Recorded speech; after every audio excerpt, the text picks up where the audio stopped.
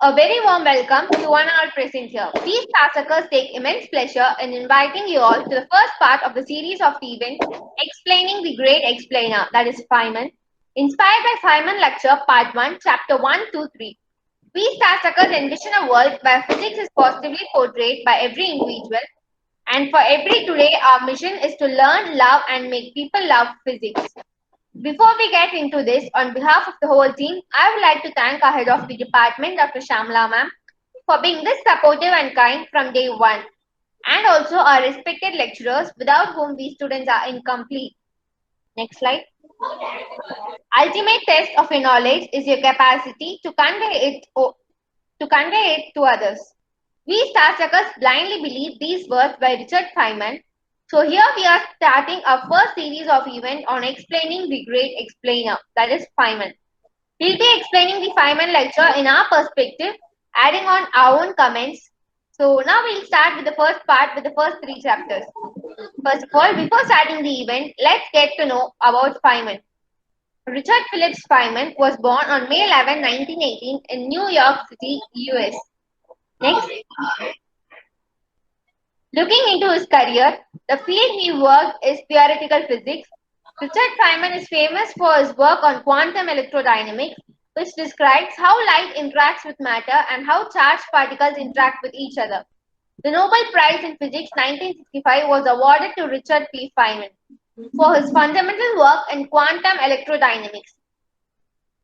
Feynman developed a widely used pictorial representation scheme for the mathematical expressions describing the behavior of subatomic particles, which later became known as Feynman diagram. During his lifetime, Feynman became one of the best-known scientists in the world. In a 1999 poll of 130 leading physicists worldwide, he was ranked as one of the 10 greatest physicists of all time. Feynman was a key popularizer of physics through both books and lectures. The three-volume publication of his undergraduate lectures, the Feynman Lectures on Physics, is one great example of that. The Feynman Lectures on Physics is a physics textbook based on some lectures by Richard Feynman, who has been called the Great Explainer. Next. The lectures were presented before undergraduate students at the California Institute of Technology. The book's co-authors are Robert B. Leighton and Matthew Sands. Addison Wesley was the publisher of the book. The Feynman Lectures on Physics is perhaps the most popular physics book ever written. Over to our club members to present the first three chapters. Over to Arun to present the first chapter. Thank you, Steve. Yeah, I'm Arun Prasad. Okay, introduction. If you want to be a physicist, நீங்க ஒரு இயற்பியல் ஆராய்ச்சியாளர் ஆகணும்னா நீங்க படிக்க நிறையவே இருக்குங்க. ஏன் இதை சொல்றேன்னா 200 இயர்ஸா அறிவியல் என்பது மிக மிக மிக வேகமாக வளர்ந்து வந்துட்டு இருக்கு. There are so much of laws, informations, discoveries, inventions சொல்லிட்டே போலாம். There are so much of knowledge. இதையெல்லாம் பார்த்தா நம்மளுக்கு கன்ஃபார்ம் தோணும், இதெல்லாம் நம்மளால 4 வருஷத்தை படிக்க முடியுமா அப்படின்னு.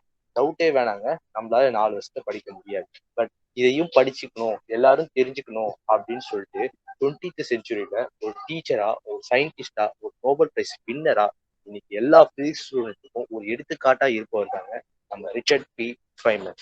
ஆமாங்க, சக்சஸ்ஃபுல்லா தியரி ஆஃப் குவாண்டம் எலக்ட்ரோடைனாமிக்ஸ் ரிலேட்டடான ப்ராப்ளம்ஸை ரிசால்வ் பண்ணி 1965ல நோபல் பிரைஸ் வின்னர் ஆனாங்க. அவரோட படைப்புல ஒண்ணுதான் Feynman lectures. Okay, coming back to the subjects. நீங்க எல்லாம் கேட்கலாம், ஏன் பிசிக்ஸை பேசிக்ஸ் லாவை வச்சு ஒரே பேஜ்ல வச்சு நம்மளால சொல்லி கொடுத்துட முடியாதா அப்படின்னு நீங்க கேட்டீங்கன்னா, பிசிக்ஸ் படிக்க ஒரு சாட்டிஸ்பேக்ஷனே இல்லைன்னு தாங்க சொல்லலாம். ஏன்னா அதுக்கான 2 ரீசனும் ஃபைன்மனே சொல்றாரு. ஃபர்ஸ்ட், நமக்கு எல்லா பேசிக்ஸ் லாவும் தெரியுமா அப்படின்னு கேட்டா டவுட் தாங்க, ஏன்னா எல்லாருக்குமே எல்லாம் தெரியாதுல்ல. ஸோ செகண்ட், பிசிக்ஸ் லாஸ் எல்லாமே என்னன்னு பாத்தீங்கன்னா ஒரு சில அறிமுகம் இல்லாத சில யோசனைகளை உள்ளடக்கிது. அதையெல்லாம் நம்மளால எக்ஸ்பிளைன் பண்ணணும்னு நினைச்சா அதுக்கு அட்வான்ஸ்டு மேத்தமெட்டிக்ஸ் தான் தெரிஞ்சுக்கணும். சில இடத்துல பாத்தீங்கன்னா சில வேர்டை புரிஞ்சுக்கிறதுக்கே நமக்கு தனியா பயிற்சி எல்லாம் வேணும்னா பாத்துக்கோங்க. ஸோ இதெல்லாம் நம்மளால புரிஞ்சுக்காம இதை நம்ம கத்துக்க முடியாது. So we can only do by piece. சரி, இந்த லாஸ் எல்லாம் கேட்டா உண்மையாவே இதெல்லாம் உண்மையா அப்படின்னு கேட்டா எல்லாமே ஒரு அப்ராக்சிமேஷன் தாங்க சொல்லலாம். பிகாஸ் எல்லா லாஸும் எல்லா இடத்தையும் பொருந்துமான்னு கேட்டா நமக்கு தெரியாது. அதுதான் ஃபெய்மன் சொல்றாரு, we know that we do not know all the laws. சரி, இந்த லா எல்லாம் எப்படி சொல்லியிருப்பாங்க? ஏன்னா சும்மாலாம் ஒரு லா சொல்லிட முடியாதுல்ல. நம்ம திருக்குறள்ல கூட சொல்லியிருக்காங்க, எப்பொருள் யார் யார்வாய் கேட்பதும் அப்பொருள் மெய்ப்பொருள் காண்பது அறிவு.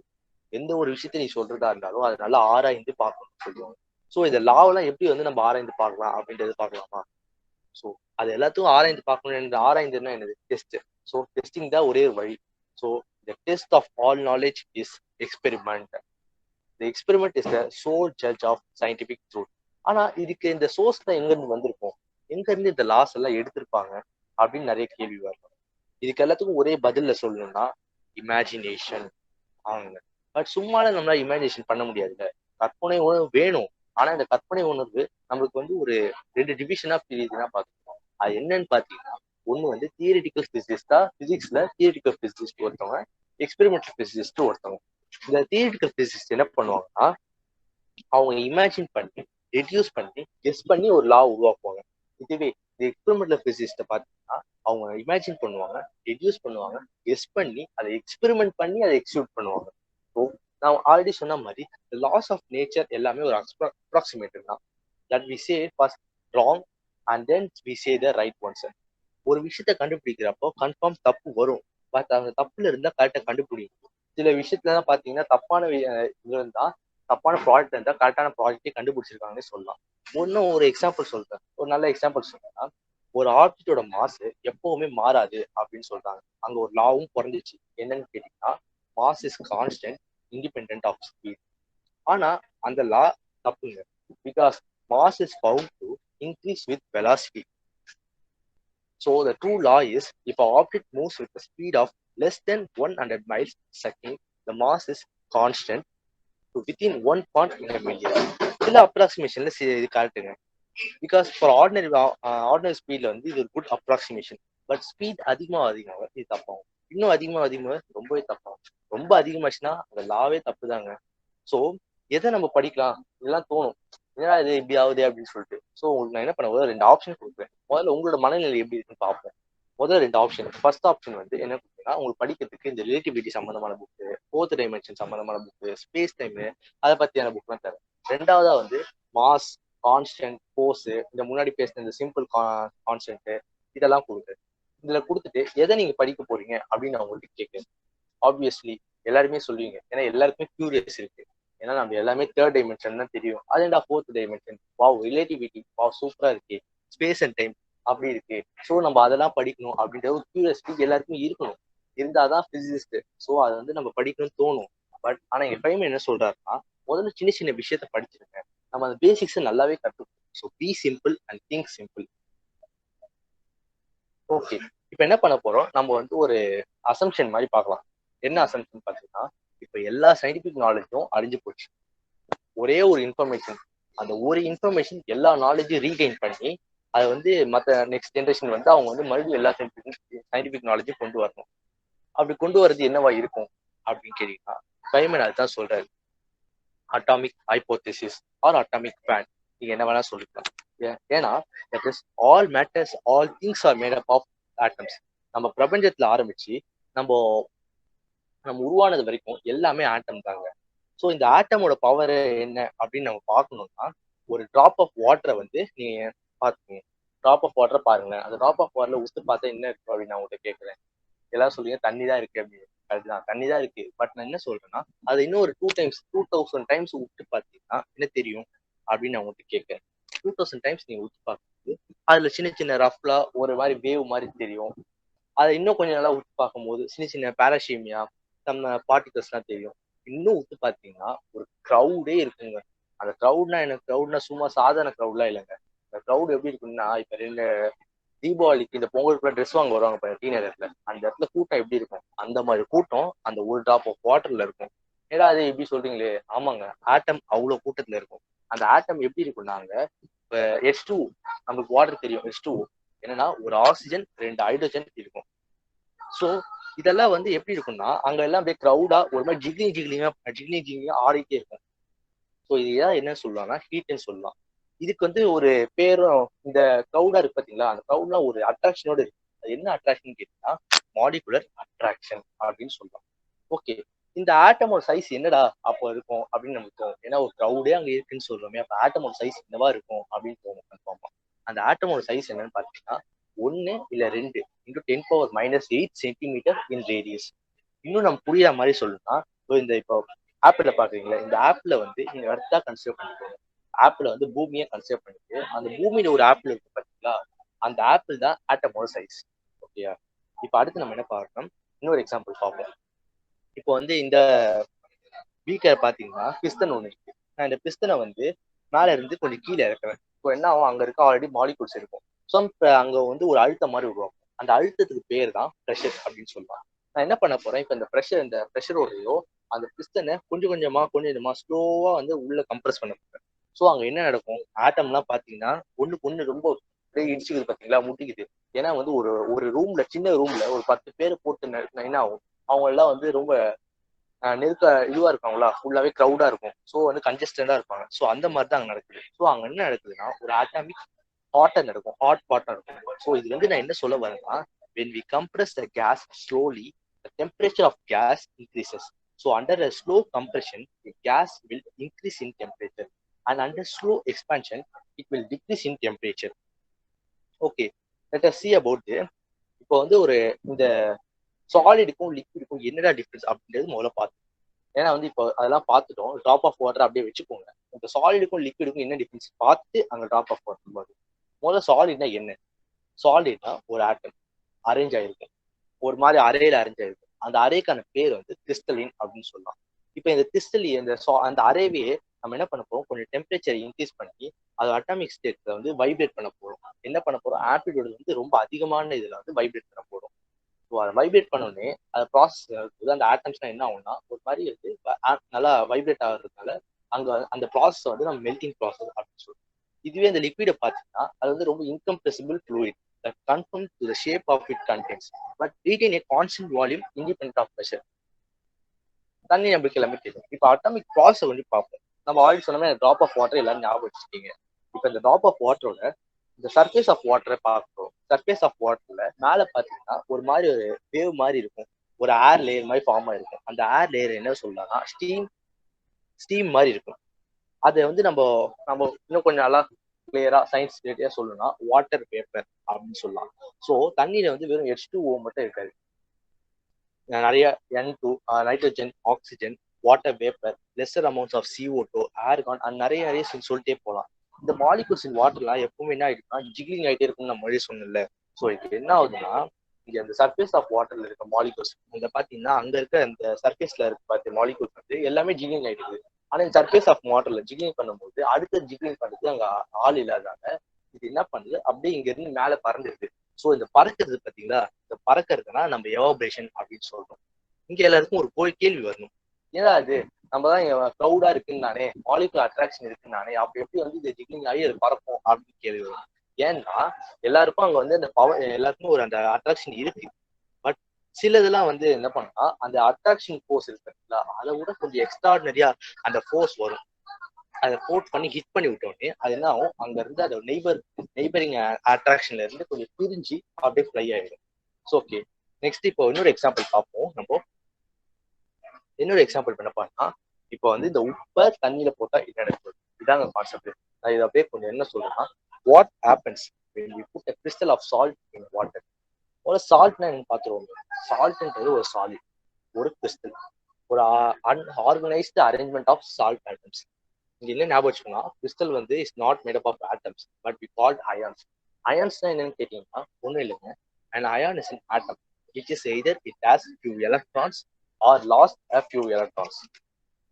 ஸோ இப்போ வந்து இந்த கிறிஸ்டல்ஸ், இந்த சால்ட்ஸ் கிறிஸ்டலை பார்த்தீங்கன்னா we can find some chlorine ions. Chlorine ion, அந்த குளோரின் அயன் என்ன இருக்குன்னா எக்ஸ்ட்ரா எலக்ட்ரான் இருக்கும். இதே சோடியம் அயன் பார்த்தீங்கன்னா ஒரு எலக்ட்ரான் மிஸ் ஆயிருக்கும். when we put the salt எடுத்து தண்ணியில போட்ட உடனே நம்ம என்ன பார்ப்போம்னா, இந்த அயான்ஸ்லாம் வந்து ஜிக்லிங் ஏற்கனவே வந்து கொஞ்சம் ஜிக்லிங் நடத்துக்கும்ல, அந்த ஜிக்லிங்லாம் என்ன ஆகும், லூஸ் ஆகி ஒன்று அந்த ஆட்டம்ஸ் வந்து ஃப்ளோட் ஆகும், வாட்டர்லேயே ஃப்ளோட் ஆகும், இந்த form of ions, because the attraction of the negative O2 and positive hydrogen. இப்போ இங்கே தாங்க ஒரு சுவாரஸ்யமே நடக்குது. என்னன்னு பார்த்தீங்கன்னா, இந்த ஹைட்ரஜனோட எண்டு வந்து குளோரினோட எண்டோட போய்க்கும், மீன்ஸ் அட்ராக்ட் ஆயிடும். அண்ட் அந்த சோடியம் அயன் எண்டு வந்து ஆக்சிஜனோட எண்டோட அட்ராக்ட் ஆயிடும். இந்த அட்ராக்ஷன் நடக்கும்போது தான் எலக்ட்ரிக்கல் அட்ராக்ஷன் வந்து ஒரு உருவாகுது. அப்படின்னு சொல்லலாம். ஸோ இப்போ வந்து என்ன பண்ண போறோம், if we increase the temperature of all salt solution, then the rate at which atoms are taken away is increased. நான் உங்களுக்கு இன்னும் கொஞ்சம் சில எக்ஸாம்பிள் சொல்றேன். இது உங்களுக்கு புரியல அப்படின்னும் போது நான் இன்னும் ஒரு 2-3 எக்ஸாம்பிள் சொல்றேன். இது ஒரு சால்ட் சொல்யூஷன் தான் இப்ப நம்ம பார்த்துருக்கோம். இப்ப அடுத்து என்ன பண்ண போறோம்னா, இந்த நெருப்பு எரியுது பாத்தீங்களா, இந்த நெருப்பு எப்படி எரியுது, எப்படி வந்து ஒரு ஒளியை வீசுது, எப்படி வந்து அதுல இருந்து வெப்பம் வருது அப்படின்லாம் தோணும். இன்னொரு எக்ஸாம்பிளும் சொல்றேனே, இந்த பபுள்ஸ் நம்ம ஊதும் போது கரெக்டா அந்த பபுள் வந்து எப்படி ரவுண்டா போகுது, அது ஏன் கொஞ்சம் தூரம் போனதுக்கு அப்புறமா டக்குன்னு உடஞ்சிருது, ஏன் வந்து அதுல வந்து ஷேரிங் தான் தெரியுது அப்படின்னு தெரியும். ஸோ இதுல இருந்து நான் என்ன சொல்ல வரேன்னா, இந்த கேள்விக்கெல்லாம் பதில் நீங்க வேணும் அப்படின்னு நினைச்சீங்கன்னா டைமண்ட் லெக்சர் படிக்கு. Over to Swathi.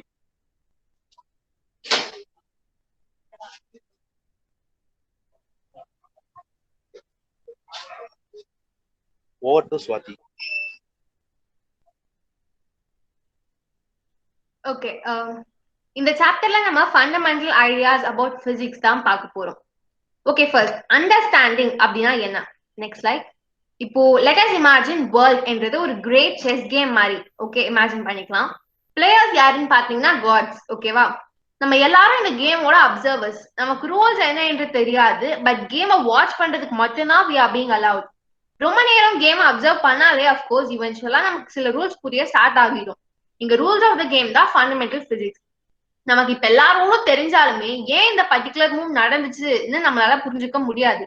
பிகாஸ் அது ரொம்ப காம்ப்ளிகேட்டட் அண்ட் நம்ம மைண்ட்ஸ் கொஞ்சம் லிமிட்டட்.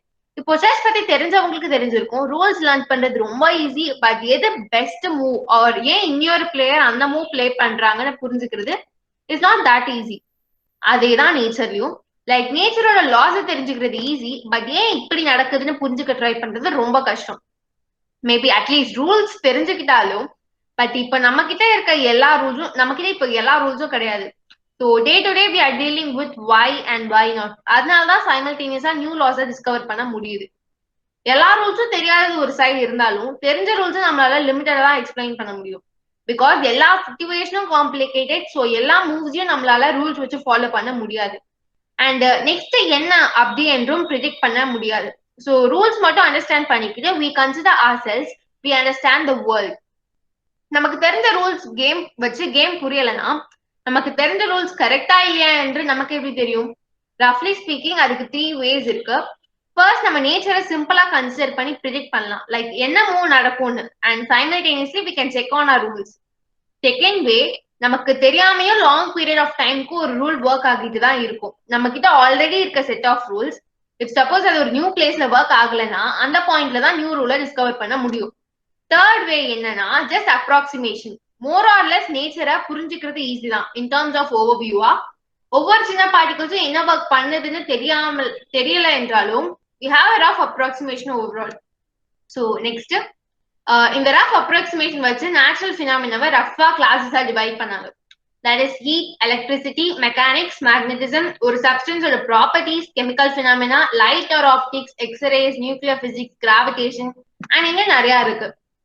தியரிட்டிக்கல் பிசிக்ஸோட பேசிக் ப்ராப்ளம் என்னன்னா அமால்கமேஷன். Next slide.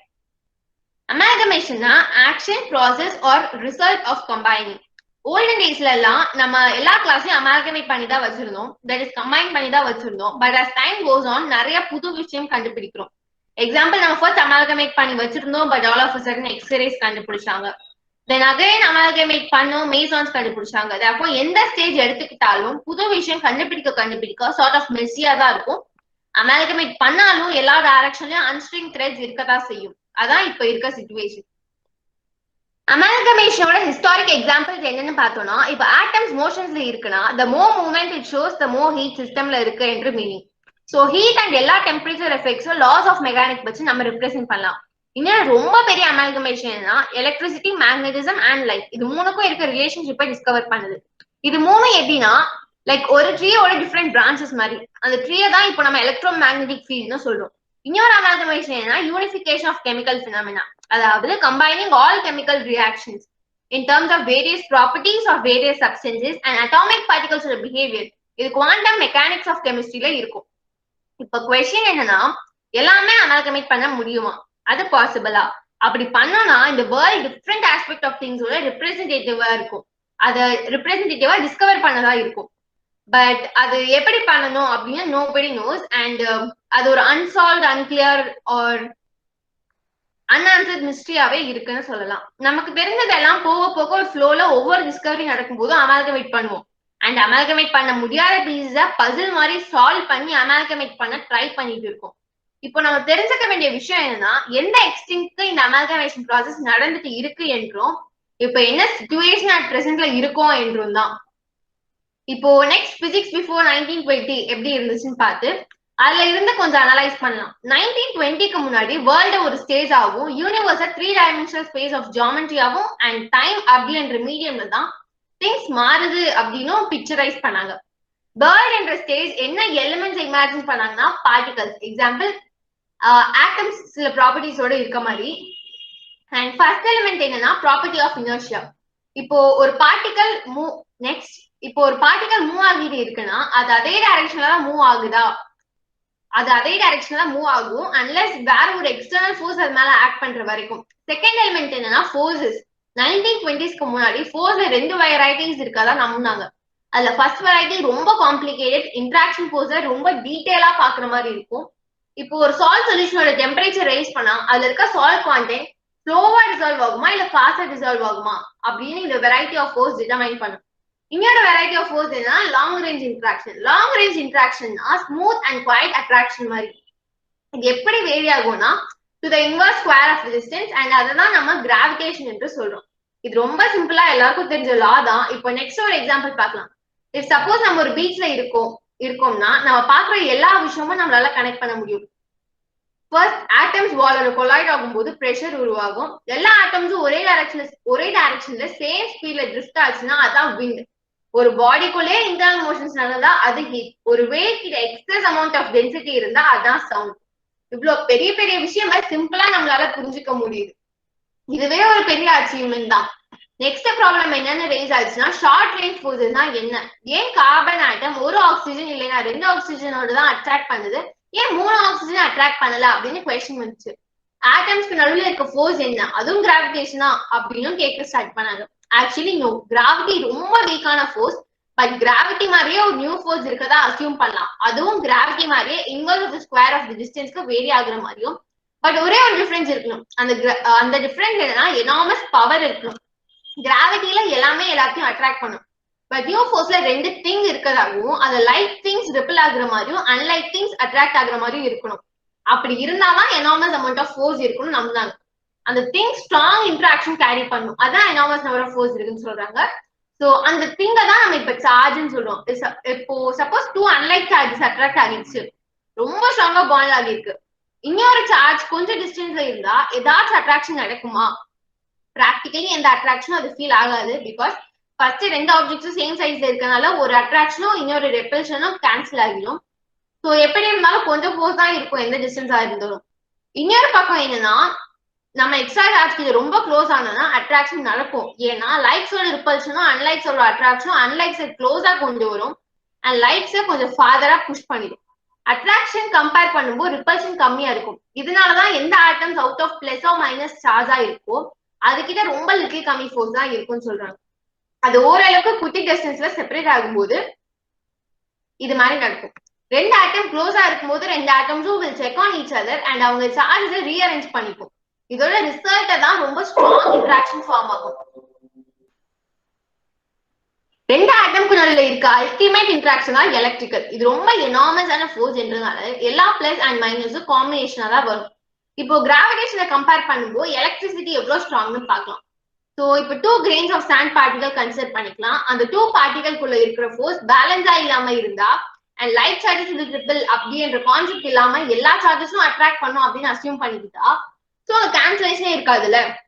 அப்போ எவ்வளவு அமௌண்ட் ஆஃப் ஃபோர்ஸ் அங்க இருக்கும்? அந்த 2 பார்ட்டிகல் நடுவுல மட்டும் 3 million ton amount of force இருக்கும்னு சொல்றாங்க. ஸோ எலக்ட்ரிக்கல் எஃபெக்ட்ஸ் ப்ரொடியூஸ் பண்ண ரொம்ப ரொம்ப கம்மியான number of negative or positive charge தான் தேவைப்படும். இதனாலதான் நம்மளால எலக்ட்ரிக்கலி சார்ஜா இல்ல அன்சார்ஜா அப்படின்னு டிஃபரன்ஷியேட் பண்ண முடியல ஒரு பார்ட்டிகலை. கொஞ்சம் பார்ட்டிகல்ஸோட இன்வால்வ்மெண்ட் இருந்தாலும் அதோட வெயிட் ஆர் சைஸ்ல நோட்டபிள் டிஃபரன்ஸ் இருக்காது. இது வச்சு பாதி ஈஸியா அண்டர்ஸ்டாண்ட் பண்ணிக்கலாம். ஆட்டம்னா அதுல நியூக்ளியஸ் சென்டர்ல இருக்கணும். அது எலக்ட்ரிக்கலி பாசிட்டிவ் சார்ஜாவும் ஸ்ட்ராங்கான லைக் மேசிவாவும் இருக்கணும். அண்ட் அந்த நியூக்ளியஸ் கொஞ்சம் நம்பர் ஆஃப் எலக்ட்ரான்ஸ்னால சரௌண்ட் ஆகி இருக்கும். அந்த எலக்ட்ரான்ஸ் ரொம்ப லைட்டாவும் நெகட்டிவாவும் சார்ஜ் ஆகி இருக்கும். இப்போ கொஞ்சம் டீடைல்டா பார்த்தோம்னா நியூக்ளியஸ்ல 2 பார்ட்டிகல் இருக்கும். One is proton and other one is neutron. ரெண்டும் சேம் வெயிட்ல இருக்கும் பட் ரொம்ப ஹெவியா இருக்கும். புரோட்டான்ஸ் எலக்ட்ரிக்கலி சார்ஜா இருக்கும், வேற நியூட்ரான்ஸ் நியூட்ரலா இருக்கும். இப்போ சப்போஸ் ஒரு ஆட்டமோட நியூக்ளியஸ் 6 புரோட்டான்ஸ் இருந்தா அந்த நியூக்ளியான்ஸ் சுத்தி 6 எலக்ட்ரான்ஸும் இருக்கும். ஸோ இது ஆட்டம் நம்பர் 6, அதாவது carbon. Similarly atom number 8 oxygen and இனி நிறைய எலக்ட்ரான்ஸ் இருக்கு, இனி நிறைய இருக்கு. Chemical property of the atom நியூக்ளியஸ்க்கு வெளியே இருக்க எலக்ட்ரானை டிபெண்ட் பண்ணி தான் இருக்கும். ஆக்சுவலி எத்தனை நம்பர் ஆஃப் எலக்ட்ரான்ஸ் இருக்கு அப்படின்றது டிபெண்ட் பண்ணி தான் இருக்கும். ஸோ சப்ஸ்டன்ஸோட chemical property number of electrons depend பண்ணி மட்டும் தான் இருக்கும். எலக்ட்ரிக்கல் ஃபோர்ஸ் பார்த்து இன்னும் நிறைய டிஸ்கவரிஸ் நடந்துச்சு. எலக்ட்ரிக்கல் இன்ட்ராக்ஷன் நேச்சுரலா என்னன்னா 2 ஆப்ஜெக்ட் அட்ராக்டிங் ஈச் அதர் தான், அதாவது பிளஸ் அகைன்ஸ்ட் மைனஸ். ஹவர்வர் இது ஒரு கரெக்டான ஐடியாவா இல்ல அதை டிஸ்கிரைப் பண்ணதுக்கு அப்படின்றதுனால இன்னும் கரெக்டா ஒரு ரெப்ரஸன்டேஷன் பார்க்கலாம். ஒரு பாசிட்டிவ் சார்ஜ் இருந்தா அது ஒரு கண்டிஷன் கிரியேட் பண்ணிடும் ஸ்பேஸ்ல, சோ தட் நம்ம நெகட்டிவ் சார்ஜை போடும்போது அது ஒரு ஃபோர்ஸை ஃபீல் பண்ணும். இப்படி ஃபோர்ஸை ப்ரொடியூஸ் பண்ற பொட்டன்ஷியல் இருக்கிறது தான் எலக்ட்ரிக் ஃபீல்ட். இப்போ ஒரு எலக்ட்ரான் எலக்ட்ரிக் ஃபீல்ட்ல போட்டோம்னா அது புல்டு அப்படின்னு சொல்லுவோம். நம்மளே 2 ரூல்ஸ் இருக்கு. ஃபர்ஸ்ட் சார்ஜஸ் தான் ஃபீல்டை உருவாக்கும், செகண்ட் ஃபீல்ட்ல இருக்க சார்ஜஸ்க்கு ஃபோர்ஸஸ் இருக்கும், சோ அதுவா மூவ் ஆகிடும். எலக்ட்ரிக்கல் சார்ஜஸை மூவ் பண்றதுனால கிரியேட் ஆகிற ஃபீல்ட் தான் electromagnetic field. Next, electromagnetic ஃபீல்ட்னால வேவ்ஸ் கேரி பண்ண முடியும். அதுல இருக்க சில வேவ்ஸ் லைட் ஆகவும் மற்ற வேவ்ஸ் ரேடியோ பிராட்காஸ்டாகவும் யூஸ் பண்ணிக்கிறோம். பட் இன் ஜெனரல் அதை எலக்ட்ரோ மேக்னெட்டிக் வேவ்ஸ்னு சொல்லுவோம். இந்த வேவ்ஸ் கண்டினியூஸ் ஆசிலேஷன் இருக்கும், அதாவது பேக் அண்ட் ஃப்ரோ ஆசிலேட் ஆகும். சோ இது ஆசிலேட்டரி வேவ்ஸ்னு சொல்லுவோம். இது நிறைய ஃப்ரீக்வன்சிஸ் இருக்கு. ஒரு வேவ்க்கு இன்னொரு வேவ்க்கு இருக்க ஒரே டிஃபரன்ஸ் என்னன்னு பார்த்தோம்னா ஃப்ரீக்வன்சி ஆஃப் த ஆசிலேஷன் தான். இஃப் சப்போஸ் ஒரு சார்ஜ் பேக் அண்ட் ஃபோர்த் ஷேக் பண்ணி அதோட எஃபெக்ட்ஸை பார்த்தோம்னா டிஃப்ரெண்ட் செட்ஸ் ஆஃப் எஃபெக்ட்ஸை பார்க்க முடியும். இந்த செட்ஸை எப்படி கம்பைன் பண்ணோம்னா ஒரு செகண்ட்ல எத்தனை ஆசிலேஷன்ஸ் நடக்கும் என்றது வச்சு கம்பைன் பண்ணுவோம். யூஸ்வலா பில்டிங்கோட வால்ல இருந்து சர்க்யூட்ல இருக்க எலக்ட்ரிக் கரண்ட் வச்சு நமக்கு வர frequency will be about 100 cycles per second. இப்போ அந்த ஃப்ரீக்வன்சி நம்ம 500 to 1000 கிலோ சைக்கிள்ஸ், அதாவது 1 kilo cycle is equal to 1000 cycles increase பண்ணோம்னா நம்ம ஏர்ல இருக்கதா அர்த்தம். என்ன சொல்ல வரேன்னா இதுதான் ரேடியோ பிராட்காஸ்ட் பண்ண யூஸ் பண்றாங்க. திரும்ப ஃப்ரீக்வன்சி இன்க்ரீஸ் பண்ணா நம்ம எஃப்எம் அண்ட் டிவியோட ரேஞ்ச் ஃப்ரீக்வன்சி ரேஞ்சை அட்டைன் பண்ணிட்டோம். இன்னும் கொஞ்சம் திரும்ப இன்க்ரீஸ் பண்ணா அந்த ரேஞ்சை பாக்குறது நமக்கு எந்த இன்ஸ்ட்ருமெண்ட்டும் தேவைப்படாது, ஹியூமன் ஐஸே அதை பார்க்கலாம். 5 into 10 to the power of 14 to 5 into 10 to the power of 15 ரேஞ்ச்ல இருக்க ஃப்ரீக்வன்சிஸோட சைக்கிள்ஸ் நம்ம கண்ணால அந்த ஆசிலேஷனை பார்க்க முடியும். அண்ட் இந்த ஃப்ரீக்வன்சி ரேஞ்சுக்கு கம்மியா இருக்கிறது தான் இன்ஃப்ராரெட்னும், அதுக்கு மேல இருக்கிறது அல்ட்ரா வயலட்னும். இன்னும் ஹையர் ரேஞ்ச் ஆஃப் ஃப்ரீக்வன்சி போனா எக்ஸ்ரேஸ்னா வேற ஒன்றும் இல்ல, ஹை ஃப்ரீக்வன்சி லைட் தான் அது. அதை விடவும் ஹையர் போனாதான் காமா ரேஸ் கிடைக்கும். Actually X rays and gamma rays ஒரே மாதிரி தான் டிஃபைன் பண்ணுவோம். பட் என்ன விஷயம்னா எலக்ட்ரோ மேக்னெட்டிக் ரேஸ் நியூக்ளியர்ல இருந்து வந்தா அது காமா ரே, இதுவே நிறைய எனர்ஜி இருக்கு ஆட்டம்ல இருந்து வந்தா அதான் எக்ஸ்ரே. பட் ஒரே ஃப்ரீக்வன்சி இருந்து வந்துச்சுன்னா பிசிக்கலி அது டிஃபரன்ஷியேட்டே பண்ண முடியாது. அது என்ன சோர்ஸ்ல இருந்து வருது அப்படின்ற கான்செப்ட் விட்டுட்டோம்னா அது டிஃபரன்ஸ் இன்னும் அதிகமான ஃப்ரீக்வன்சி, அதாவது 1024 சைக்கிள் ஒரு செகண்ட் இருந்துட்டா நம்மளால அந்த வேவ்ஸை ஆர்டிபிஷியலா தான் உருவாக்க முடியும். Next very important topic quantum physics. Okay, electro magnetic field பத்தியும் அந்த ஃபீல்ட் கேரி பண்ற வேவ் பத்தியும் பார்த்தோம். இப்ப என்ன பார்க்க போறோம்னா இந்த வேவ்ஸ் ஆக்சுவலி சர்டன் ஃப்ரீக்வன்சி மேல ஸ்ட்ரேஞ்சா பிஹேவ் பண்ண ஸ்டார்ட் பண்ணிடும். அதாவது வேவ் நேச்சரை விட்டுட்டு பார்ட்டிகல் நேச்சரா பிஹேவ் பண்ண ஸ்டார்ட் பண்ணிடும். அதுதான் குவாண்டம் மெக்கானிக்ஸ். இந்த ஸ்ட்ரேஞ்ச் பிஹேவியர் ஆஃப் வேவ், அதாவது குவாண்டம் மெக்கானிக்ஸ் 1920க்கு அப்புறம் தான் டிஸ்கவர் பண்ணாங்க.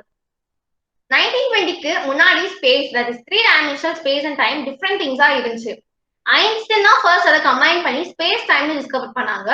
அண்ட் இன்னும் ஃபர்தரா பார்த்தோம்னா கர்வ்டு ஸ்பேஸ் டைம் கிராவிடேஷனை ரிப்ரசென்ட் பண்றதுக்காக கண்டுபிடிச்சாங்க.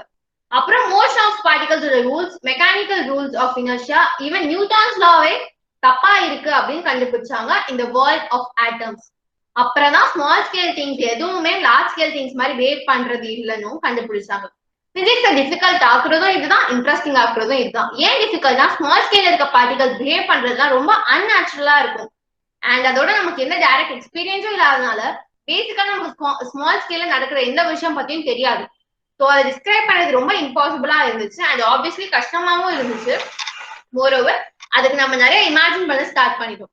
குவாண்டம் மெக்கானிக்ஸ்ல நிறைய ஆஸ்பெக்ட்ஸ் இருக்கு. ஃபர்ஸ்ட், ஒரு பார்ட்டிகலுக்கு definite location and definite speed இருக்கு என்ற idea is not allowed. Classical physics எவ்வளவு தப்பா இருக்குன்னு எக்ஸாம்பிள் சொல்றதுக்கு குவாண்டம்ல ஒரு குவாண்டம் மெக்கானிக்ஸ்ல ஒரு ரூல் இருக்கும். என்ன ரூல்னா ஒரே டைம்ல ஒரு பார்ட்டிகல் எங்க இருக்கணும், எவ்வளவு ஃபாஸ்டா மூவ் ஆகுதுன்னு சொல்ல முடியாது. Next, uncertainty of momentum and uncertainty of position are compulsory. அதாவது ரெண்டும் ஒண்ணு சேர்ந்து அவங்களோட குவாலிட்டியை எம்பசைஸ் பண்ணிப்பாங்க. அண்ட் ஆல்சோ அதோட ப்ராடக்ட் கான்ஸ்டன்டா இருக்கும். இந்த ரூலே நிறைய மிஸ்டீரியஸ் பாரடாக்ஸ்க்கு எக்ஸ்பிளனேஷனா மாறிடுச்சு. என்ன மிஸ்டீரிஸ்னா atom is made up of plus minus பார்த்தோம். அப்படியே மைனஸ் சார்ஜ் பிளஸ் சார்ஜ் கம்ப்ளீட்டா கேன்சல் பண்ணாம இருக்கு. ஏன் ஆட்டம் ரொம்ப பெருசா இருக்கு அண்ட் ஏன் நியூக்ளியஸ் சென்டர்லயும் மற்ற எலக்ட்ரான்ஸ் அதை சுத்தியும் இருக்கு. நெக்ஸ்ட், இந்த மிஸ்டீரியஸ் பாரடாக்ஸ்க்கு எல்லாம் அந்த ரூல் எக்ஸ்பிளனேஷனா மாறிடுச்சு. ஆக்சுவலி ஃபர்ஸ்ட் நியூக்ளியஸ் ரொம்ப பெருசா இருக்கனாலதான் சென்டர்ல இருக்குன்னு நினைச்சோம். பட் அது உண்மை கிடையாது. ஆட்டமோட diameter 10 to the power of -8 சென்டிமீட்டர்னா நியூக்ளியஸோட diameter 10 to the power of -13. அதாவது இப்ப நம்மகிட்ட ஒரு ஆட்டம் இருக்குன்னா அதோட நியூக்ளியஸை பார்க்கணும்னு நினைச்சோம்னா நம்ம அந்த ஆட்டமை மேக்னிஃபை பண்ணணும். ஹோல் ஆட்டம் ஒரு லார்ஜ் ரூம் சைஸ் வர அளவுக்கு மேக்னிஃபை பண்ணணும். அப்பதான் நியூக்ளியஸை பார்க்க முடியும். எதனால எலக்ட்ரான்ஸ் நியூக்ளியஸ் உள்ள விழாம இருக்கு அப்படின்னு கொஸ்டின் வந்துச்சு. இந்த பார்ட்டிகல் இந்த பிரின்சிபல் அதை எக்ஸ்பிளைன் பண்ணுச்சு. இப்போ எலக்ட்ரான்ஸ் நியூக்ளியஸ் உள்ள இருந்தா அதோட பொசிஷன் ப்ரிசைஸா நம்மளால சொல்ல முடியும். அண்ட் அன்சர்டனிட்டி பிரின்சிபலுக்கு அப்புறம் ஒரு large amount of kinetic energy தேவைப்படும், விச் இஸ் ஆக்சுவலி அன்சர்டன். இந்த எனர்ஜியை வச்சுதான் எலக்ட்ரான்ஸ் நியூக்ளியஸ்ல இருந்து பிரேக் ஆகி வந்துரும். ஸோ அதனாலதான் எலக்ட்ரான் நியூக்ளியஸ் உள்ள விழாம இருக்கு அப்படின்னு நம்ம கன்க்ளூட் பண்றோம். ஐடியா அண்ட் பிலாசபி ஆஃப் சயின்ஸ்ல இன்னொரு ரொம்ப இன்ட்ரெஸ்டிங்கான சேஞ்ச் குவாண்டம் மெக்கானிக்ஸ்னால நடந்துச்சு. அது என்னன்னா எந்த ஒரு பாயிண்ட்லயும் சர்க்கம்ஸ்டன்ஸ்லயும் என்ன எக்ஸாக்டா நடக்கும் அப்படின்னு ப்ரிடிக்ட் பண்றது பாசிபிளே கிடையாது. எக்ஸாம்பிள், லைட் எமிட் பண்ற ஆட்டம் அரேஞ்ச் பண்ணிட்டு எப்போ லைட் எமிட் பண்ணுச்சு, அதாவது பாஸ்ட்ல எப்போ லைட் எமிட் பண்ணுச்சுன்னு பார்த்தோம்னா அதோட ஃபோட்டான் பார்ட்டிகல் வச்சு நம்மளால மெஷர் பண்ண முடியும். பட் ஹவர்வர் இனிமே எப்போ லைட் எமிட் பண்ண போகுது, ஃபியூச்சர்ல எப்போ லைட் எமிட் பண்ண போகுது அப்படின்றத நம்மளால ப்ரிடிக்ட் பண்ண இயலாது. ஆக்சுவலி இது ரொம்ப ஹார்பிளான விஷயம். இன்ஃபேக்ட் பிலாசபர்ஸ் முன்னாடியே சொல்லியிருக்காங்க. நெக்ஸ்ட், சயின்ஸ் ஒரு ஃபண்டமெண்டல் நெசசிட்டி என்னன்னா சேம் கண்டிஷன்ல சேம் எக்ஸ்பெரிமெண்ட் செட்டப் பண்ணா சேம் ரிசல்ட் கிடைக்கணும்னு சொல்லியிருக்காங்க. பட் ஆக்சுவலி அது ட்ரூ கிடையாது. ஃபண்டமெண்டலி சயின்ஸோட கண்டிஷன் அது கிடையாது. ஃபேக்ட் என்னன்னா சேம் திங் நடக்காது. பட் ஸ்டாட்டிஸ்டிக்கலி நம்மளால ஆவரேஜ் ப்ரிடிக்ட் பண்ண முடியும். பிலாசபர்ஸோட concept of science is not always right just because science is unpredictable அப்படின்னு நம்ம கன்க்ளூட் பண்றோம். இன்னொரு பிலாசபர் என்ன சொல்லியிருக்காங்கன்னா வேற பிளேஸ்ல ஒரு எக்ஸ்பெரிமெண்ட் பண்ணா சேம் ரிசல்ட் தான் வரணும் அப்படின்னு சொல்லியிருக்காங்க. Which is actually impossible because external factors அப்படின்னு நிறைய விஷயம் இருக்குல்ல. பட் சயின்ஸ் அப்படிதான் இருக்கணும் அப்படின்னு எந்த நெசசிட்டியும் இல்ல. எக்ஸ்பெரிமெண்ட் பண்ணி எக்ஸ்பீரியன்ஸ் பண்ணலாம், but it is not actually necessary. இப்படி நடக்கிறது சயின்ஸோட டிஸ்ட்ராக்ஷனா அப்படின்னு கேட்டா கிடையாதுன்னு நம்ம புரிஞ்சுக்கணும். ஓகே, சயின்ஸோட ஃபண்டமெண்டல் பிலாசபி தான் என்ன அப்போ அப்படின்னு பார்த்தோம்னா ஃபர்ஸ்ட் சாப்டர்ல பார்த்த மாதிரி எந்த ஒரு ஐடியாவும் எக்ஸ்பெரிமெண்ட் தான் பண்ணி பார்க்கணும். அண்ட் வேற பிளேஸ்லயும் சேம் எக்ஸ்பெரிமெண்ட் சேம் ரிசல்ட் கொடுத்தா அது லாவா ஃபார்முலேட் பண்ணுவோம். சேம் ரிசல்ட்ஸ் வராத எக்ஸ்பெரிமெண்ட்ஸோட ரிசல்ட்டை சம்மரைஸ் பண்ணி விட்டுருவோம். இப்போ coming back to quantum mechanics and fundamental physics, இப்போ இந்த டைம்ல நம்மளால குவாண்டம் மெக்கானிக்கல் பிரின்சிபல் பத்தி டீடைலா பார்க்க முடியாது அப்படின்னு ஃபைனல் சொல்லியிருக்காங்க. பிகாஸ் அது ரொம்ப டிஃபிகல்ட் டு புரிஞ்சுக்கிறது. அதனால அண்ட் அது இருக்குன்னு அசியூம் பண்ணிக்கலாம் அப்படின்னு அவங்களே அசியூம் பண்ணிருக்காங்க. ஸோ நம்மளும் அது இருக்கு அப்படின்னு அசியூம் பண்ணிட்டு அதோட கான்சிக்வன்சஸை பத்தி பார்க்கலாம். ஒரு கான்சிக்வன்ஸ் என்னன்னா நம்ம வேவ்ஸை கன்சிடர் பண்றது எல்லாம் பார்ட்டிகல்ஸ் ஆகும், பார்ட்டிகலா கன்சிடர் பண்றது எல்லாம் வேவ்ஸ் ஆகும் பிஹேவ் பண்ணுது. ஆக்சுவலி எல்லாமே ஒரே மாதிரி பிஹேவ் பண்ணுது. அதான் நம்ம பிரச்சனையே. இப்போ வேவ் எது பார்ட்டிகல் எது அப்படின்னு நம்மளால டிஃபரன்ஷியேட் பண்ண முடியல. So quantum mechanics field waves and particles எல்லா ஐடியாஸையும் ஒன்னா கம்பைன் பண்ணுது. இன்ஃபேக்ட் நம்ம நிறைய ஃப்ரீக்வன்சிஸ் பத்தி மென்ஷன் பண்ணிருந்தாலும் 1012 சைக்கிள்ஸ் பர் செகண்ட்ஸ்க்கு மேல நடக்குது எந்த ஒரு ஈவெண்ட்டும் இன்னும் நம்மளால டிடெக்ட் பண்ண முடியல. There is a rule which assumes particle wave idea of quantum mechanics is valid. So அந்த ரூலை பேஸ் பண்ணி பார்ட்டிகளோட எனர்ஜி வச்சு நம்ம கன்க்ளூட் பண்றோம் ஹையர் ஃப்ரீக்வன்சியை. அதனாலதான் எலக்ட்ரோமேக்னெட்டிக் இன்ட்ராக்ஷன்ல நமக்கு ஒரு புது ஐடியாவே கிடைச்சிருக்கு. அதான் நம்ம போட்டான் என்று புது பார்ட்டிகளை ஆட் பண்றோம். The new view of interaction எலக்ட்ரானுக்கும் புரோட்டானுக்கும் இருக்கிறது தான் எலக்ட்ரோமேக்னெட்டிக் தியரி. எல்லாத்தையும் சேர்த்து இந்த fundamental theory interaction of light and matter இல்லைன்னா எலக்ட்ரிக்கல் ஃபீல்ட் அண்ட் சார்ஜ் தான் நம்ம அட்டைன் பண்ண ரொம்ப பெரிய சக்சஸ் இந்த field of physics.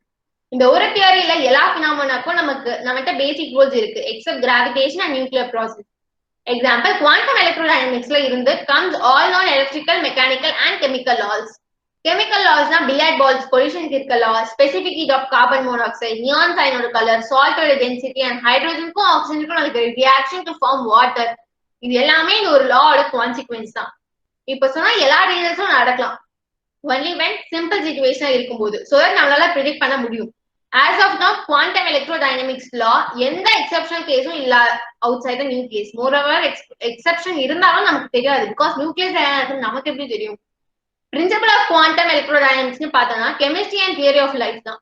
Moreover quantum electrodynamics நிறைய விஷயத்த ப்ரிடிக்ட் பண்ணுது. First of all higher energy photons and gamma ரேஸோட ப்ராப்பர்ட்டிஸை ப்ரிடிக்ட் பண்ணுச்சு. இன்னொரு முக்கியமான ரிமார்க்கபிளான ப்ரிடிக்ஷன் என்னன்னா, எலக்ட்ரானை தவிர்த்து இன்னொரு பார்ட்டிகல் இருக்கணும், எலக்ட்ரானுக்கு இருக்கு அதே மாதிரி இருக்கணும், பட் ஆப்போசிட் சார்ஜ்ல இருக்கணும், அதுதான் பொசிட்ரான். ஆக்சுவலி இது ரெண்டும் கம்பைன் பண்ணும்போது டிஸ்ட்ராய் ஆகி லைட் ஒரு காமா ரே எமிட் பண்ணும். இது ஜெனரலைஸ் பண்ணி சொல்லணும்னா ஒவ்வொரு பார்ட்டிகளுக்கும் ஆன்டி பார்ட்டிகல்னு ஒன்று நிஜமாவே இருக்கும். But in case of electron, positron தான் அதோட ஆன்டி பார்ட்டிகல். பட் மற்ற ஆன்டி பார்ட்டிகல்ஸ் எல்லாம் ஆன்டி சோ அண்ட் சோ அப்படின்னு தான் இருக்கும், like antiproton or antineutron. Quantum எலக்ட்ரோடைனமிக்ஸ்ல ரெண்டு நம்பர்ஸ்க்கு தான் இம்பார்ட்டன்ஸ் இருக்கு, mass of the electron and charge of the electron. But whole கெமிஸ்ட்ரியில அது உண்மை கிடையாது. நியூக்ளியஸ் எவ்வளவு ஹெவியா இருக்குன்றதும் இம்பார்ட்டன்ட் தான். So that comes the next topic, nuclear and particles. நியூக்ளியர்ல என்ன இருக்கு அண்ட் எதனால தே ஆர் ஹெல்ட் டுகெதர் என்று இப்ப பார்க்கலாம். நியூக்ளியர் ஒரு பயங்கரமான ஃபோர்ஸ்னால தான் it is being held together. இந்த ஃபோர்ஸ் ரிலீஸ் ஆகும்போது ரிலீஸ் ஆகுற எனர்ஜி ரொம்ப ட்ரெமெண்டஸா இருக்கும் கெமிக்கல் எனர்ஜியை கம்பேர் பண்ணும்போது. ரெண்டும் சேம் ரேஷியோல இருக்கும், just like atomic bomb explosion to a TNT explosion. ஏன்னா அட்டாமிக் பாம்ப் எக்ஸ்ப்ளோஷன் நியூக்ளியஸ்க்கு உள்ள சேஞ்சஸ் பண்ணும், வேற TNT எக்ஸ்ப்ளோஷன் ஆட்டம்ஸ்க்கு வெளியே இருக்க எலக்ட்ரான்ல சேஞ்சஸ் நடக்கும். இப்போ என்ன क्वेश्चन வரும்னா, புரோட்டான்ஸையும் நியூட்ரான்ஸையும் நியூக்ளியஸ் உள்ள ஹெல்ப் பண்றது என்ன ஃபோர்ஸ்? எலக்ட்ரிக்கல் இன்டராக்ஷன் ஒரு பார்ட்டிகலை கனெக்ட் ஆகுற மாதிரி தான். யுகாவோ அப்படின்ற ஒரு நோபல் லாரியட் ஜாப்பனீஸ் பிசிசிஸ்ட் என்ன சொன்னாங்கன்னா, நியூட்ரானுக்கும் புரோட்டானுக்கும் அதுல இருக்க ஃபோர்ஸும் ஃபீல்டு மாதிரி தான் இருக்கலாம், அண்ட் அந்த ஃபீல்ட் ஷேக் ஆகும்போது அது ஒரு பார்ட்டிகலா பில்ட் பண்ணலாம் அப்படின்னு சஜஸ்ட் பண்ணாங்க. ஸோ புரோட்டான் நியூட்ரானை தவிர்த்து இன்னொரு பார்ட்டிகல் இருக்கலாம்னு கான்செப்ட் உருவாச்சு. அண்ட் அந்த பார்ட்டிகலோட ப்ராப்பர்ட்டிஸ் எப்படி இருக்குன்னு ஆல்ரெடி தெரிஞ்ச நியூக்ளியர் ஃபோர்ஸ் வச்சு அவங்க ப்ரிடிக்ட் பண்ணாங்க. எக்ஸாம்பிள், அந்த பார்ட்டிகலோட மாஸ் 200 to 300 டைம்ஸ் அது செட் ஆஃப் தி எலக்ட்ரான்ஸ் இருக்கும்னு சொன்னாங்க. அண்ட் அவங்க சொன்ன மாதிரியே ஒரு பார்ட்டிகல் கண்டுபிடிச்சாங்க இன் காஸ்மிக் ரேஸ். பட் அப்புறம் அது ராங் பார்ட்டிகல்னு ப்ரூவ் பண்ணிட்டாங்க. எம் மேசான் தான் அந்த பார்ட்டிகல். திரும்ப 1947 or 1948 ரேஞ்ச்ல இன்னொரு பார்ட்டிகல் கண்டுபிடிச்சாங்க, அது பி மேசான்னு நேம் பண்ணாங்க. அது யுகாவோட கிரைட்டீரியா சாட்டிஸ்ஃபை பண்ணுச்சு. நியூட்ரான் அண்ட் புரோட்டானை தவிர்த்து நியூக்ளியர் ஃபோர்ஸ்க்கு பியான் என்ற பார்ட்டிகலும் ஆட் பண்ணணும். வாவ், இந்த தியரி வச்சு குவாண்டம் நியூக்ளியர் டைனமிக்ஸ் பண்றோம். ஜஸ்ட் லைக் யுகாவோ செய்யணும்னு நினைச்ச மாதிரி இது ஒர்க் ஆகுதான்னு செக் பண்ணி எக்ஸ்பிளைன் பண்ணலாம்னு பார்த்தா நம்ம பேர்ல இந்த தியரியில இருக்க கால்குலேஷன்ஸ் எல்லாம் ரொம்ப டிஃபிகல்ட்டா இருக்கனால ஆல்மோஸ்ட் 20 இயர்ஸ் எக்ஸ்பெரிமெண்ட் பண்ணியும் இதோட கான்சிக்வன்சஸை யாராலையுமே ஃபிகர் அவுட் பண்ண முடியல. ஸோ நம்ம ஒரு தியரியில ஸ்டக் ஆகி இருக்கோம், அண்ட் அது சரியா இல்லையானும் தெரியல. பட் எங்கேயோ அது இன்கம்ப்ளீட்டா இருக்குன்னு மட்டும் தான் நமக்கு தெரியும். நம்ம இந்த தியரியோட கான்சிக்வன்சஸ் டிஸ்கவர் பண்ண ட்ரை பண்ணும்போது எக்ஸ்பெரிமெண்டலிஸ்ட் கொஞ்சம் விஷயம் டிஸ்கவர் பண்ணாங்க. ஃபார் எக்ஸாம்பிள், காஸ்மிக் ரேஸ் நிறைய பார்ட்டிகல்ஸ் டிஸ்கவர் பண்ணாங்க. As of today, approximately 30 particles discover பண்ணிருக்காங்க. அண்ட் இந்த பார்ட்டிகல்ஸ்க்கு நடுவில் இருக்க ரிலேஷன் அண்ட் இந்த பார்ட்டிகளோட யூசஸ் கண்டுபிடிக்கிறது ரொம்ப டிஃபிகல்ட். குவாண்டம் எலக்ட்ரோடைனமிக்ஸோட சக்சஸ்க்கு அப்புறம் நியூக்ளியர் பிசிக்ஸ்ல நமக்கு கொஞ்சம் ரஃப் நாலேஜ் கிடைச்சிருக்கு. Sort of half experience and half theoretical. Protons and நியூட்ரான்ஸ்க்கு நடுவில் ஃபோர்ஸ் இருக்குன்னு அசியூம் பண்ணும், பட் அந்த ஃபோர்ஸ் எங்க இருந்து வந்துச்சுன்னு புரியாம இருக்கும். அப்பார்ட் ஃப்ரம் ஆல் திஸ், நம்ம ஒரு சின்ன ப்ராக்ரஸ் பண்ணிருப்போம். Enormous number of chemical elements collect பண்ணிருப்போம். கெமிக்கலி இந்த எலிமெண்ட்ஸ்க்கு நடுவில் all of a sudden relationships appear ஆகிடுச்சு, அண்ட் அது மென்லியோட பீரியாடிக் டேபிளோட கனெக்ட் ஆகி இருக்கு. எக்ஸாம்பிள், சோடியம் பொட்டாசியம்க்கு சேம் கெமிக்கல் ப்ராப்பர்ட்டிஸ் இருக்கு, அண்ட் மென்லிவ் சார்ட்லயும் ரெண்டு எலிமெண்ட்ஸும் சேம் காலம்ல தான் இருக்கு. புதுசா கண்டுபிடிக்கப்பட்ட பார்ட்டிகல்ஸ்க்கு மென்லிவ் டைப் சார்ட் மாதிரி கிரியேட் பண்ண ட்ரை பண்ணாம ஒன் செட் கிரியேட் பண்ண ட்ரை பண்ணாங்க. அண்ட் ஒன் செட் சார்ட் தான் ஜெல்மேன் இன் USA அண்ட் நிஷிஜிமா இன் ஜப்பானும் இண்டிபெண்டா கண்டுபிடிச்சாங்க. அவங்க என்ன பேசிஸ் கிளாசிஃபை பண்ணாங்கன்னா, லைக் எலக்ட்ரிக்கல் சார்ஜ் அதை ஒவ்வொரு பார்ட்டிகளுக்கும் அசைன் பண்ணாங்க. அண்ட் அதுதான் strangeness. Yes, this number is conserve. Like nuclear ஃபோர்ஸ்னால நடக்கிற ரியாக்ஷன்ல இருக்க எலக்ட்ரிக் சார்ஜ் மாதிரி. எல்லா பார்ட்டிகல்ஸ்க்கும் மாஸ் MeV என்ற யூனிட்ல மாஸ் கொடுத்திருக்காங்க. 1 MeV is equal to 1.782 into 10 to the power of 27 gram. ரொம்ப மாஸான பார்ட்டிகல்ஸ் சார்ட்ல ஹையர் செக்ஷன்ல போட்டாங்க. நியூட்ரான் அண்ட் புரோட்டானுக்கு ஆல்மோஸ்ட் சேம் மாஸ் தான்.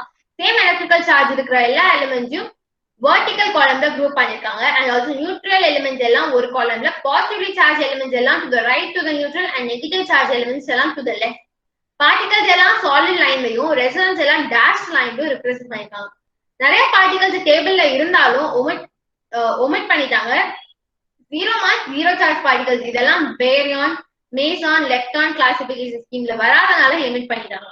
மேசன்ஸோட ஆன்டி பார்ட்டிகல்ஸ் டேபிள்ல லிஸ்ட் பண்ணிருக்காங்க. ஆனா லெப்டான்ஸ் அண்ட் பேரியான்ஸோட ஆன்டி பார்ட்டிகல்ஸ் தனியா ஒரு டேபிள் ஃப்ரேம் பண்ணி தான் லிஸ்ட் பண்ணணும். எல்லா பார்ட்டிகல்ஸும் எக்ஸப்ட் எலக்ட்ரான், நியூட்ரினோ, போட்டான், கிராவிடேஷன் அண்ட் புரோட்டான் அன்ஸ்டேபிள் தான். ரெசனன்ஸ்க்காக தான் டிகே ப்ராடக்ட்ஸ் தான் சொல்றாங்க. லெப்டான்ஸ் நியூக்ளியஸோட ஸ்ட்ராங்கா இன்டராக்ட் பண்ணதுனால ஸ்ட்ரேஞ்சர்ஸ் அசைன்மெண்ட்ஸ் இதுக்கு அப்ளிகபிள் ஆகாது. நியூட்ரான்ஸ் அண்ட் புரோட்டான்ஸ் கூட இருக்க எல்லா பார்ட்டிகல்ஸும் பேரியான் சொல்லுவாங்க. நிறைய குரூப்ஸ் ஆஃப் மல்டிப்ளெக்ஸ் இருக்கு. மல்டிப்ளெக்ஸ்னா என்னன்னா இர்ரெடியூசிபிள் மேத்தமெட்டிக்கல் ரெப்ரசன்டேஷன் தான் மல்டிப்ளெக்ஸ். ஸோ நிறைய குரூப்ஸ் ஆஃப் மல்டிப்ளெக்ஸ் இருக்கு. ஆல்மோஸ்ட் சேம் மாஸ் மல்டிப்ளெக்ஸா இருக்க எல்லா பார்ட்டிகல்ஸும் சேம் ஸ்ட்ரேஞ்சர்ஸ் இருக்கும். Proton neutron doublet the first multiplet and lambda is singlet, sigma is a triplet and xi is a doublet. 1961லயும் இன்னும் கொஞ்சம் particles discover பண்ணாங்க. அது நிஜமாவே பார்ட்டிகலா கன்சிடர் பண்ணணுமா இல்ல ரெசனன்ஸான்னு தெரியல. பிகாஸ் ரொம்ப ஷார்ட் டைம் தான் அந்த பார்ட்டிகல்ஸ் இருக்கு. Adding on to baryons, nuclear interactionல இன்வால்வ் ஆகுற மற்ற பார்ட்டிகல்ஸும் பார்த்தோம்னா மேசான்ஸ். ஃபர்ஸ்ட் பியான் 3 வெரைட்டிஸ்ல வரும். Positive, negative and neutral. அதுவும் ஒரு மல்டிப்ளெட் தான்.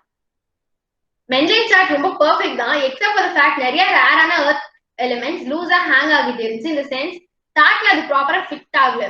நியூக்ளியரோட ஸ்ட்ராங்கா இன்ட்ராக்ட் ஆகாத பார்ட்டிகல்ஸ்க்கு நியூக்ளியர் ரியாக்ஷனுக்கும் கனெக்ஷனே இல்ல. பிகாஸ் அவங்க கிட்ட ஸ்ட்ராங் இன்ட்ராக்ஷன் இருக்காது. இதுதான் லெப்டான்ஸ் சொல்றோம். அண்ட் இன்னொரு எலக்ட்ரான் இருக்கு, அதோட மாஸ் ரொம்ப கம்மி, லைக் 0.510 மென்வி. அண்ட் இன்னொரு பார்ட்டிகலுக்கு மேசான் அதோட மாஸ் ரொம்ப அதிகம், அரௌண்ட் 206 டைம்ஸ் எலக்ட்ரான்ஸ் விட ஹெவியா இருக்கும். ஸோ இப்ப வரைக்கும் நடந்த எக்ஸ்பெரிமெண்ட்ஸ் வச்சு சொல்லணும்னா எலக்ட்ரான் அண்ட் நியானுக்கு இருக்க ஒன்லி டிஃபரன்ஸ் மாஸ் தான். இன் அடிஷன் டு திஸ் லெப்டான் இருக்கு which is neutral particle call neutrino and இந்த பார்ட்டிகலுக்கு 0 மார்க்ஸ். ஃபைனலி இப்போ வரைக்கும் நியூக்ளியரோட ஸ்ட்ராங்கஸ்டா இன்டராக்ட் பண்ணாத 2 பார்ட்டிகல்ஸ் நம்மகிட்ட இருக்கு. ஒன்னு போட்டான் அண்ட் ஃபீல்ட் ஆஃப் கிராவிட்டியும் குவாண்டம் மெக்கானிக்கல் அனலாக் இருந்தா கிராவிடேஷனும் ஒரு பார்ட்டிகலா இருந்திருக்கும். அந்த கிராவிடேஷனுக்கும் 0 மாஸ் இருந்திருக்கும். 0 மாஸ் அப்படின்னா என்னன்னு பார்த்தோம்னா இங்க இருக்க எல்லா பார்ட்டிகல்ஸோட மாஸும் அது ரெஸ்ட்ல இருக்கும்போது சொல்றதுதான். ஸோ 0 மாஸ்னா என்ன அந்த பார்ட்டிகல் எப்பவும் ரெஸ்ட்ல இருக்காது என்று மீனிங். எக்ஸாம்பிள் போட்டான் அது எப்பவுமே ரெஸ்ட்ல இருக்காது. 1,86,000 மைல்ஸ் பர் செகண்ட் அது மூவ் ஆகிட்டு தான் இருக்கு. இப்போ நம்ம நிறைய பார்ட்டிகல்ஸ் பத்தி பாக்குறோம். எல்லாம் டுகெதரா தான் ஃபண்டமெண்டல் கான்ஸ்டிடியூவன்ஸா தெரியுது. இந்த பார்ட்டிகல்ஸ்குள்ள இருக்க இன்டராக்ஷன்ஸ் இருந்தாலும் அது டிஃப்ரெண்டா இருக்காது. ஆக்சுவலி டோட்டலா 4 கைண்ட்ஸ் ஆஃப் இன்டராக்ஷன் தான் நடக்கும் பார்ட்டிகல்ஸ்குள்ள. இந்த ஆர்டர் ஆஃப் டிக்ரீசிங் சென்ஸ் சொல்லணும்னா nuclear force, electrical interaction, beta decay interaction and gravity. Photon எல்லா சார்ஜ் பார்ட்டிகல்ஸ்குள்ளேயும் கப்பல் ஆகும் அண்ட் இன்டராக்ஷனோட ஸ்ட்ரென்த்தை ஒரு நம்பர் வச்சு மெஷர் பண்ணுவாங்க. அந்த நம்பர் தான் 1/137. இன்னும் டீட்டெயிலா இந்த கப்ளிங்கோட லா பத்தி சொல்றதுதான் குவாண்டம் எலக்ட்ரோ டைனமிக்ஸ். கிராவிட்டி எல்லா எனர்ஜி கூட கப்பல் ஆகும். பட் அது கப்ளிங் எலக்ட்ரிசிட்டி விட வெரி வீக்கா இருக்கும். Then there are so called weak decays. Beta decay இது நியூட்ரானை டிஸ்இன்டிகிரேட் பண்ணி புரோட்டான், எலக்ட்ரான் அண்ட் நியூட்ரியானா மாத்திடும். இந்த லா பத்தி இப்போதைக்கு கொஞ்சம் தான் தெரியும் அண்ட் ரொம்ப ஸ்ட்ராங் இன்டராக்ஷன் சொல்ற மேசான் பேரியான்ல இந்த ஸ்கேல்ல 1 ஸ்ட்ரென்த் தான் இருக்கு அண்ட் அந்த லா கம்ப்ளீட்லி அன்னோன். இருந்தாலும் நமக்கு தெரிஞ்ச நிறைய ரூல்ஸ் இருக்கு. லைக் நம்பர் ஆஃப் பேரியான் எந்த ரியாக்ஷனையும் மாறாது. பிசிக்ஸோட கண்டிஷன் பத்தி சம்மரைஸா பார்க்கலாம் இந்த சாப்டர்ல. நியூக்ளியஸ்க்கு வெளியே we seem to know all elements. ஆனா நியூக்ளியஸ்க்குள்ள quantum mechanics is valid. Principle of quantum mechanics fail ஆகல இது வரைக்கும். நம்ம நாலேஜ் எல்லாமே கேதர் பண்ணது we would say is relativistic space time. Space டைம்னா கிராவிட்டியும் இருக்கணும். யூனிவர்ஸ் எப்படி ஸ்டார்ட் ஆச்சுன்னு நமக்கு தெரியாது அண்ட் ஒரு டிஸ்டன்ஸ்க்கு கீழே ஸ்பேஸ் அண்ட் டைம் பத்தி நமக்கு இருக்க ஐடியா கரெக்டான நம்ம எந்த எக்ஸ்பெரிமெண்ட்டும் பண்ணி டெஸ்ட் பண்ணல. அந்த டிஸ்டன்ஸ்க்கு மேல நம்ம ஐடியா ஒர்க் ஆகும் அப்படின்னு மட்டும்தான் நமக்கு தெரியும். குவாண்டம் மெக்கானிக் பிரின்சிபல்லையும் கேமோட ரூல்ஸ்ல ஆட் பண்ணணும். As it plays a very major rule. நியூக்ளியர்ல ஃபோர்ஸ் ஒரிஜின் ஆகுறதுனாலதான் நியூ பார்ட்டிகல் உருவாகுது. பட் அது ரொம்ப காம்ப்ளிகேட்டட். இப்ப நம்மளால அதுக்குள்ள சர்ப்ரைசிங்கான ரிலேஷன்ஷிப் இருக்குன்னு தெரிஞ்சோம். அதுக்குள்ள இருக்க இன்டர் ரிலேஷன்ஷிப் பத்தி புரிஞ்சுக்க முடியல.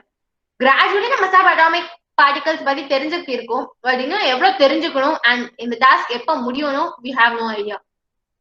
Over to Shamika for third chapter.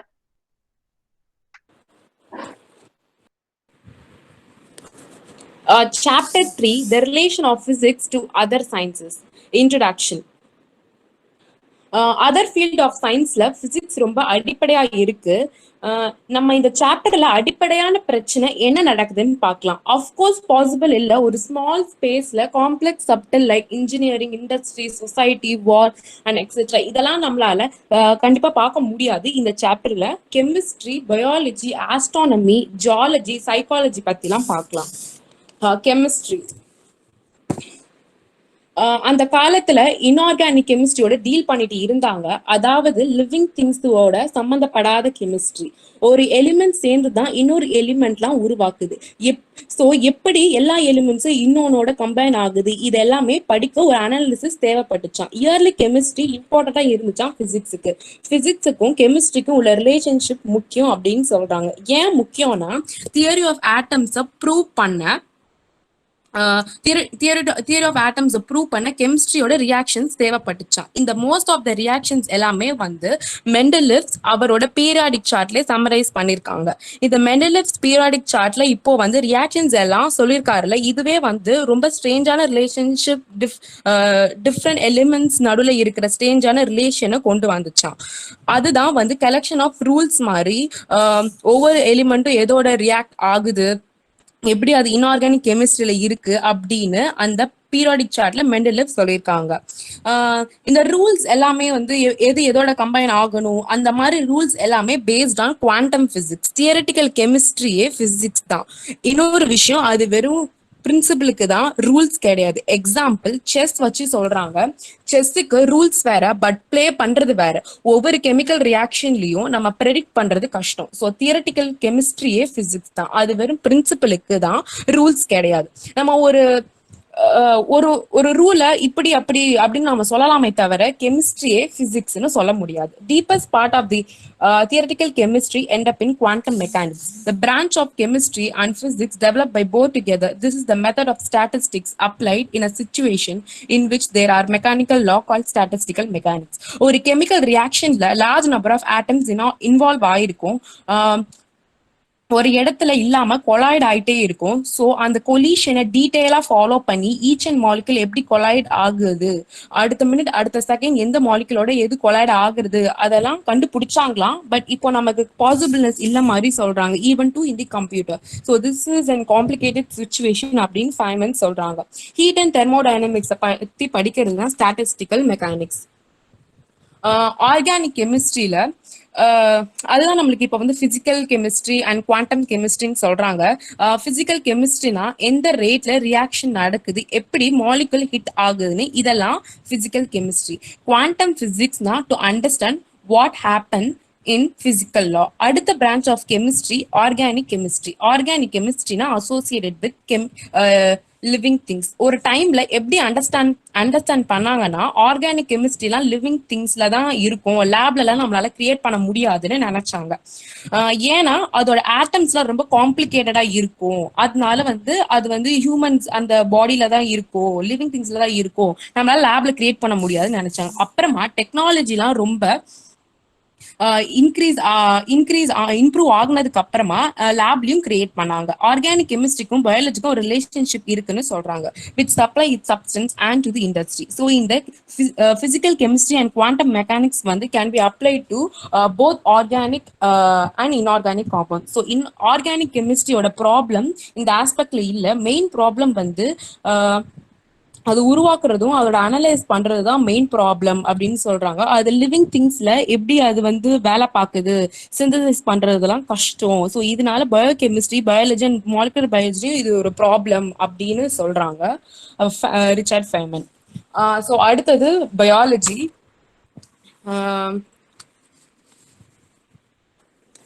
உயிரியலை பத்தி படிக்கிறது தாங்க பயாலஜி. அந்த காலத்துல பயாலஜிஸ்ட்லாம் ஒரு டிஸ்கிரிப்டிவ் வே, அதாவது அது என்ன உயிரினம், ஏர்ல இருந்து கால் நுனி, அந்த ஒரு அனிமல்னா அதுக்குள்ள இருக்கிறது எல்லாத்தையுமே படிச்சாங்க. இதெல்லாம் ரொம்ப இன்ட்ரெஸ்டிங்கா படிச்சாங்க. ஸோ ஒரு interesting relation between physics and biology என்னன்னா, பயாலஜி பிசிக்ஸை ஹெல்ப் பண்ணுச்சு in discovery of conservation of energy. So இது வந்து demonstrated by Mayer amount of heat taken in given out by living creature. So நம்ம ஒரு லிவிங் கிரீச்சரை பார்த்தோம்னா நம்ம நிறைய பிசிக்கல் ஃபினாமினாவை பார்க்குறோம், அதாவது உடல் நிகழ்வுகள்.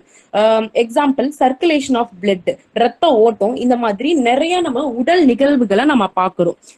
இப்போ ஒரு நர்வு, நம்ம ஒரு ஷார்ப் ஸ்டோன்ல போய் நம்ம கால் வச்சுட்டோம்னா நமக்கு டக்குன்னு வலிக்குதுல, ஏன் வலிக்குது, எப்படி நம்மளுக்கு இதெல்லாம் தெரியுது, இதெல்லாம் நம்ம யோசிச்சோம்னா நம்மளுக்கு இதெல்லாம் ரொம்ப இன்ட்ரெஸ்டிங். ஸோ இது எல்லாமே பிசிக்ஸ் சம்மந்தம் தான். நெக்ஸ்ட் பயாலஜிஸ்ட்லாம் நர்வை பத்தி படிக்கும் போது they came to conclusion that nerves வந்து வெறும் ஃபைன் டியூப்ஸ், அதுக்கு காம்ப்ளெக்ஸான வால், டியூப் சன்னமான டியூபா இருந்தாலும் காம்ப்ளெக்ஸான வால், இந்த வால்ஸ் மூலமா தான் அயன்ஸ்லாம் உள்ள போயிட்டு வெளியே வருது எல்லாம் நடக்குது. இதனால எப்பவும் உள்ள நெகட்டிவ் அயன்ஸ் இருக்கும், வெளில பாசிட்டிவ் அயன்ஸ் இருக்கும், லைக் கெப்பாசிட்டர்னு கம்பேர் பண்றாங்க. ஸோ இந்த நர்வ் இம்பல்ஸ் வேவ் வெர்டிகல் டாமினன்ஸோட கம்பேர் பண்றாங்களாம். ஒன்னு ஸ்டார்ட் ஆனா அடுத்தது ஸ்டார்ட் ஆனா இன்னொன்னு, இந்த மாதிரி போயிட்டே இருக்கும். ஒரு நேரத்துல ஒரு மெசேஜ் போகும், இதே மாதிரிதான் நர்வ் செல்லையும் இருக்கும் அப்படின்னு கம்பேர் பண்றாங்க. அது மெதுவா அயான்ஸை பம்ப் பண்ணிட்டு இருக்கும். உள்ள இருக்கிற அயான்ஸ் வெளில போயிட்டு அடுத்த வர அயான்ஸ்க்கு வழி பண்ணி கொடுக்கும். இந்த நர்வ் மூலமா அயான்ஸ் போய் இம்பல்ஸ் கேரி ஆகுறனால நம்ம என்ன பண்றோம், எங்க இருக்கோம், அதெல்லாம் நம்மளுக்கு தெரியுது. ஒரு ஒரு எலக்ட்ரிசிட்டி, எலக்ட்ரிக்கல் எஃபெக்ட் எல்லாம் வந்து நம்ம எலக்ட்ரிக்கல் இன்ஸ்ட்ருமெண்ட் மூலமா கண்டுபிடிச்சாங்களாம். ஏன்னா எலக்ட்ரிக்கல் இன்ஸ்ட்ருமெண்ட் மூலமா நர்வ்ல இருக்கிற எலக்ட்ரிக்கலை கண்டுபிடிக்கிறத வச்சுதான் அப்போ நர்வும் எலக்ட்ரிசிட்டியோட கனெக்ட் ஆயிருக்கு அப்படின்னு கண்டுபிடிச்சிருக்காங்க.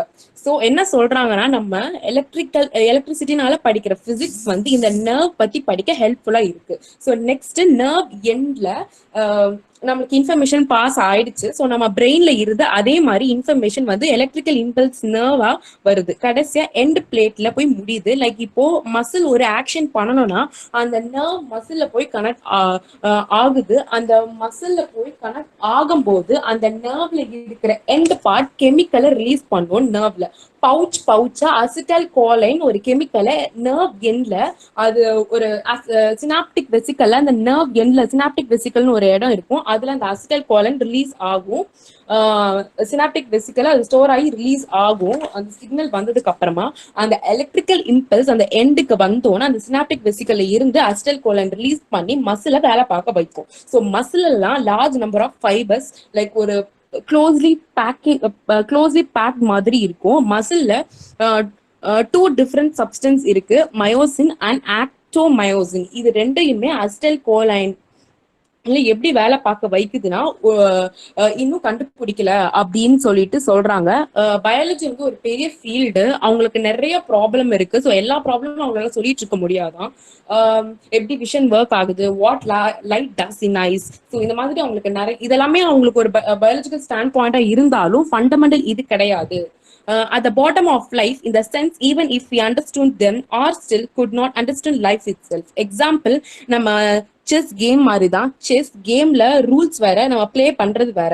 டு இல்லஸ்ட்ரேட், நர்வ் பத்தி படிக்கிறவங்களுக்கு, நியூரியாலஜி அவங்களுக்குலாம் நர்வ் பத்தி படிக்க அவங்களோட ஒர்க் ரொம்ப இம்பார்ட்டன்ட்.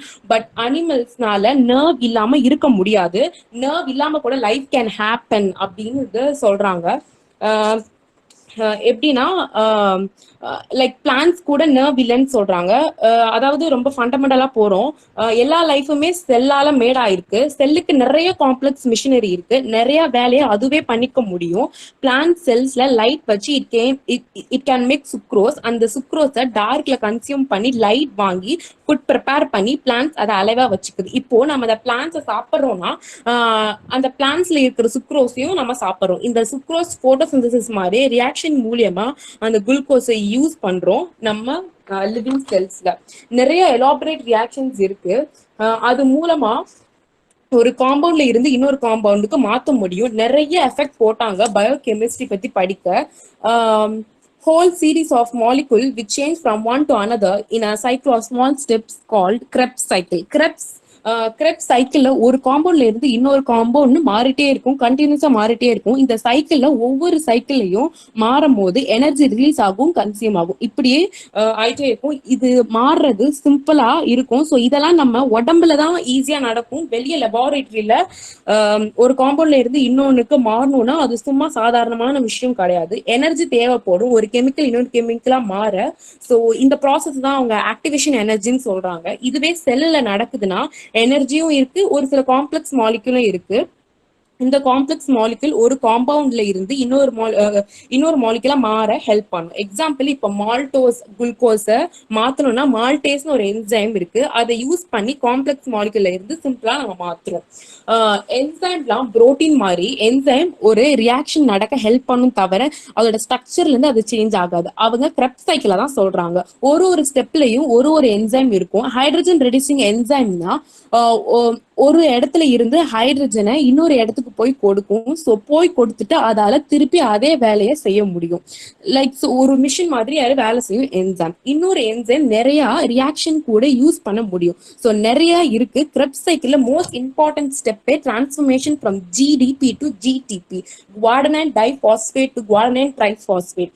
ஜிடிபி விட ஜிடிபிக்கு மோர் எனர்ஜி. நம்ம பாஸ்பேட் பாண்ட்ல தான் ஆக்சுவலி எனர்ஜி இருக்கு. ஸோ இப்போ 2 பாஸ்பேட் பாண்ட் பதிலா 3 பாஸ்பேட் பாண்ட் இருந்துச்சுன்னா அஃப்கோர்ஸ் அதுக்கு தான் எனர்ஜி இருக்கு. மோர் எனர்ஜி இருக்கிற காம்பவுண்டை சிந்தசைஸ் பண்றதா மோஸ்ட் இம்பார்ட்டன்ட் பார்ட்னு சொல்றாங்க. இந்த ஜிடிபி மசில் ஃபைபரை கான்ட்ராக்ட் பண்ண முக்கியம் அப்படின்னு சொல்றாங்க. ஸோ இப்போ சப்போஸ் நம்ம மசில் ஃபைபரை ஜிடிபில தண்ணியில நம்ம ஆட் பண்ணோம்னா மசில் கான்ட்ராக்ட் ஆகும், அது கரெக்டான என்சைம்ல இருந்தா.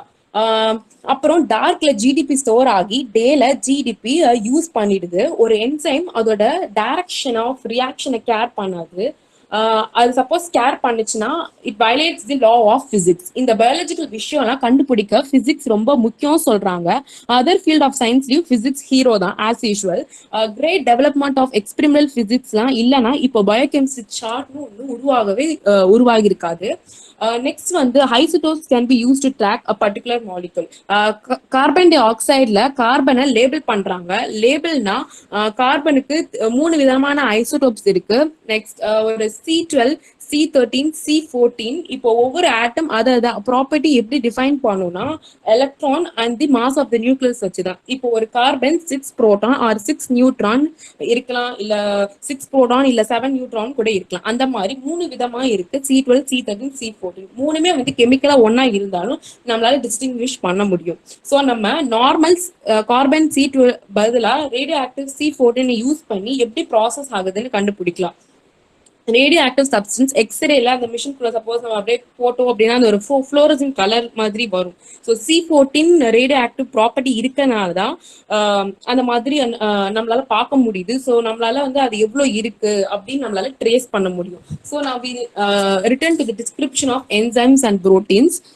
எல்லா புரோட்டீனும் என்சைம் இல்ல, பட் எல்லா என்சைம்ஸும் protein very characteristic substance of life.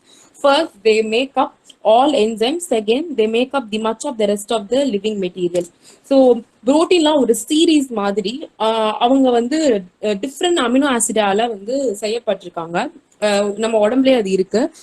அதோட பேசிக் போன் ஆஃப் புரோட்டீன் வந்து பெப்டைல் பாண்ட் CONH. ஒரு அமினோ ஆசிட்ல அமைன் குரூப் இருக்கும், NH2 கார்பாக்சிலிக் ஆசிட் COH இருக்கும். COH குரூப் இன்னொரு NH2 ஓட கம்பைன் ஆகி CONH பேக் போன் உண்டாகுது புரோட்டீன்ல. புரோட்டீன் வேற ஒன்றும் இல்லை, 20 டிஃப்ரெண்ட் அமினோ ஆசிட் தான். ஒரு முக்கியமான அரேஞ்ச்மெண்ட், ஒரு எக்ஸாக்டா அட்டாமிக் அரேஞ்ச்மெண்ட் கொடுக்க முடிஞ்சுதான். அதுல வந்து 56ல இருந்து 60 அமினோ ஆசிட் அரேஞ்ச்மெண்ட் இருக்குது. 1000 to 2000 ஆட்டம்ஸ் இருக்குது. ஸோ ஃபர்ஸ்ட் அதை வந்து நம்ம ஹீமோகுளோபின்ல தான் அதை கண்டுபிடிச்சிருக்காங்களாம். ஒரு சேட் ஆஸ்பெக்ட் என்னன்னா நம்மளால அதை பார்க்க முடியாது, அது என்ன பண்ணதுன்னா நம்மளால பார்க்க முடியாது. ஸோ நெக்ஸ்ட் ப்ராப்ளம் என்னன்னா ஒரு என்சைம் இப்படிதான் வேலை செய்யணும் அப்படின்னு ஒரு கொஸ்டின். ஒரு ரெட் ஐ ஃபிளைய ஒரு ரெட் ஐ பேபியை தான் உண்டாக்கும்.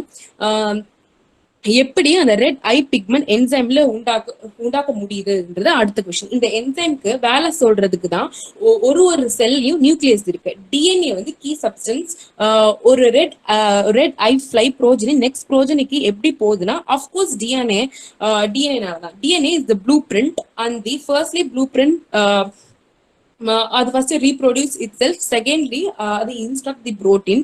செல்லெல்லாம் நார்மலா ரெண்டா பிரியுது, பட் டிஎன்ஏல கொஞ்சம் டிஃப்ரெண்ட். ஸோ இந்த டிஎன்ஏலாம் ரொம்ப நாள் படிச்சாங்களாம். இட்ஸ் ஸ்ட்ரக்சர் ஃபர்ஸ்ட், கெமிக்கலி அதோட காம்போசிஷனை படிச்சாங்க, அப்புறமா அதோட பேட்டர்னை படிச்சாங்க. டிஎன்ஏ வந்து பேர் ஆஃப் பாலிபெப்டைல் செயின், ஒன்றுக்கு ஒன்று ட்விஸ்ட் மாதிரி இருக்கும். இந்த செயின் வந்து இந்த இந்த இந்த செயின் வந்து புரோட்டீன் செயின் மாதிரி, பட் கொஞ்சம் கெமிக்கலா டிஃப்ரெண்ட். ஒரு நியூக்ளியோடைட்லயும் ஒரு சுகர் இருக்கும், ஒரு நைட்ரஜன் பேஸ் இருக்கும், ஒரு பாஸ்பேட் குரூப் இருக்கும்.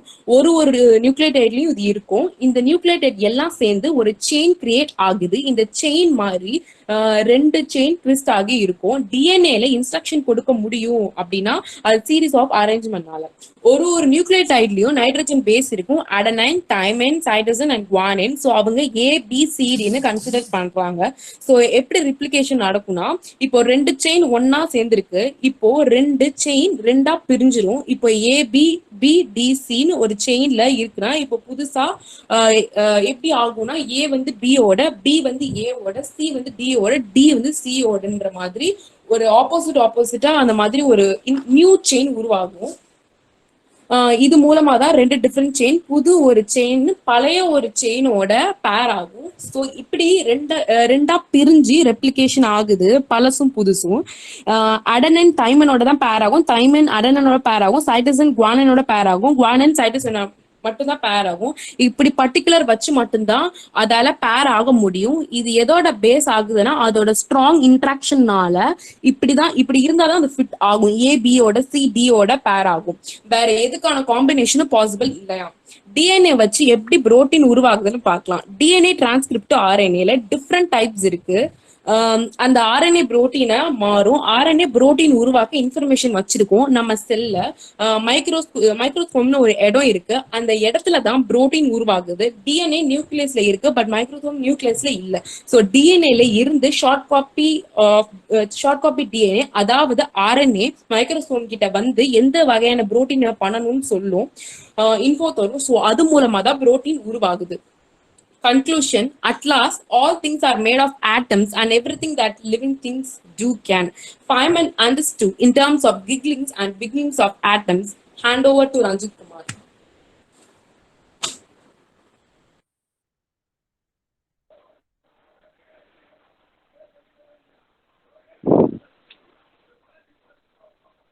Chapter 3 இன்ட்ரோடக்ஷன், கெமிஸ்ட்ரி, பயாலஜி அதை பற்றி ஷர்மிகா சொன்னது கேட்டோம். அடுத்தது ஆஸ்ட்ரானமி, ஜியாலஜி, சைக்காலஜி, இந்த 3 சயின்சஸ் ஃபிசிக்ஸ் கூட எப்படி ரிலேட் ஆகுது and how did it get that way அப்படின்ற லாஸ்ட் டாபிக் பற்றியும் பார்க்க போகிறோம். First astronomy.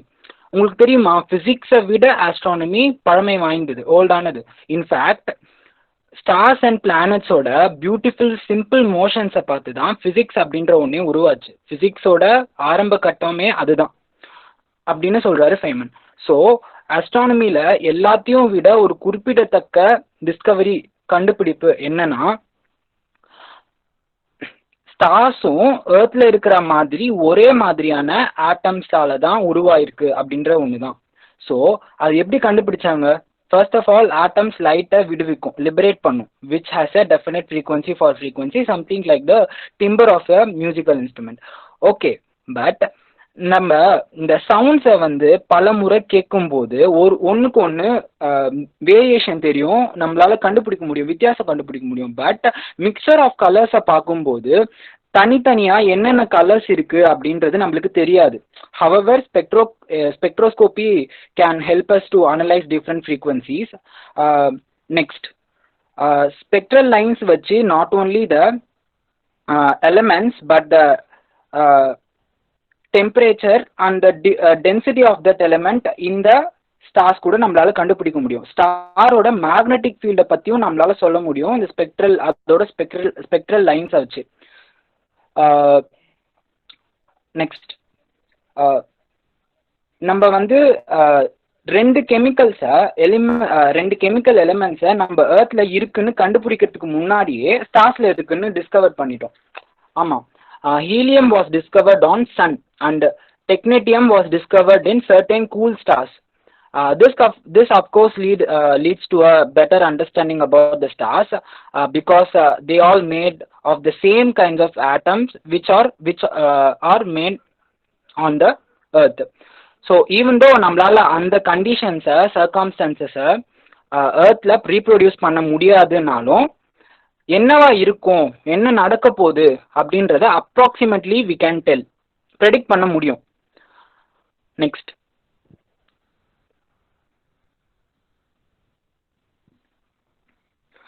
இன்னொரு மோஸ்ட் இம்பார்ட்டன்ட் டிஸ்கவரிஸ் என்னன்னா origin of the energy of the star, that makes them burn, that makes them shine.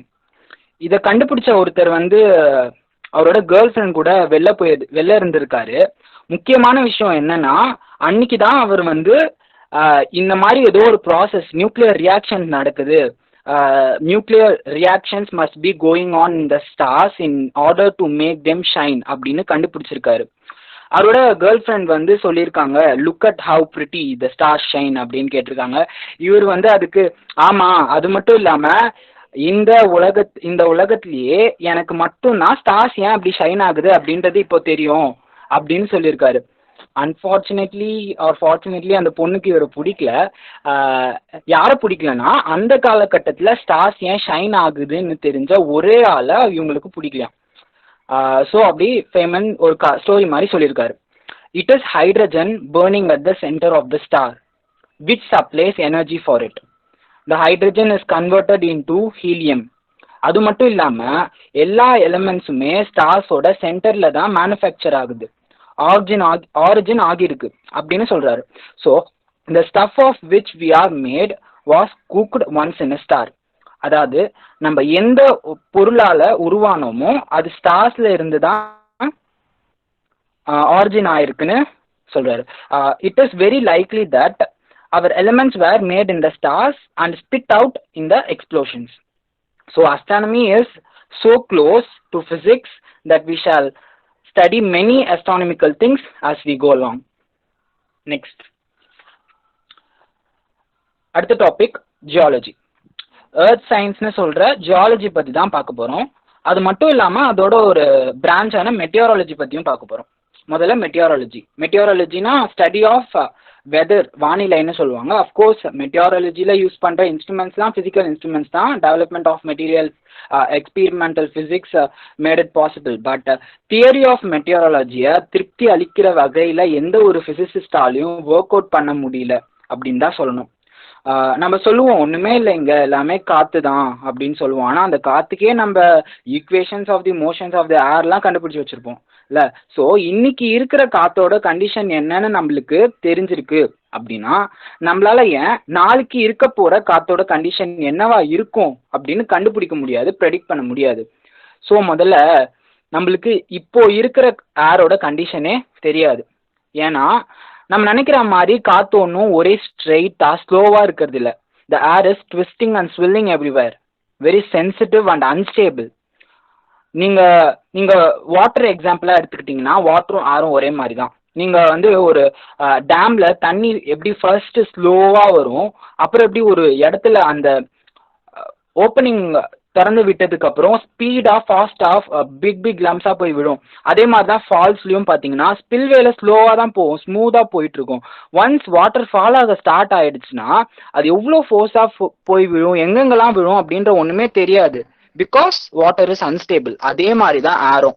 ஒரு மவுண்டெயின் கிட்ட போகும்போதோ இல்லை அந்த மவுண்டெயினுக்கு மேலே போகும்போதோ ஸ்மூதா போயிட்டு இருக்கிற ஒரு தென்றல் மாதிரி போயிட்டு இருக்க ஏர் கூட காம்ப்ளெக்ஸ் வேர்ல்பூலாவோ எடிஸாவோ மாற சான்சஸ் இருக்கு.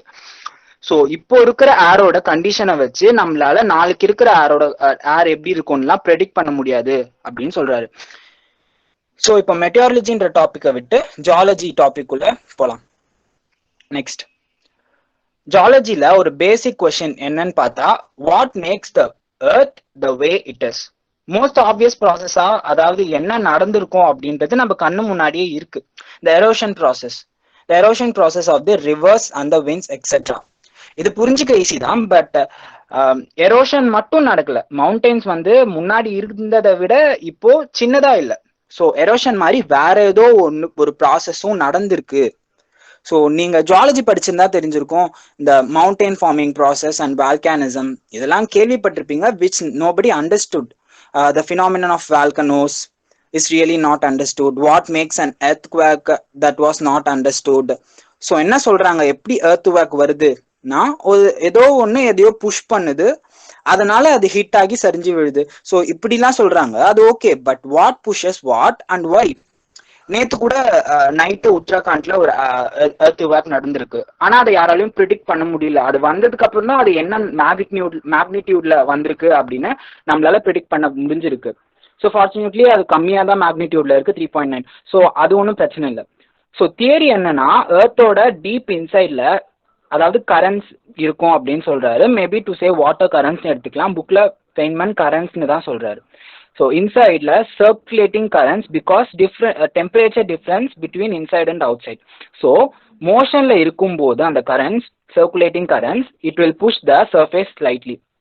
ஸோ ரெண்டு ஆப்போசிட் சர்க்குலேஷன்ஸ் ஒரே இடத்துல பக்கத்துல இருந்துச்சுன்னா the matter will collect in that region where they meet and make mountains which are in stressed unhappy conditions and so produce volcanoes and earthquakes.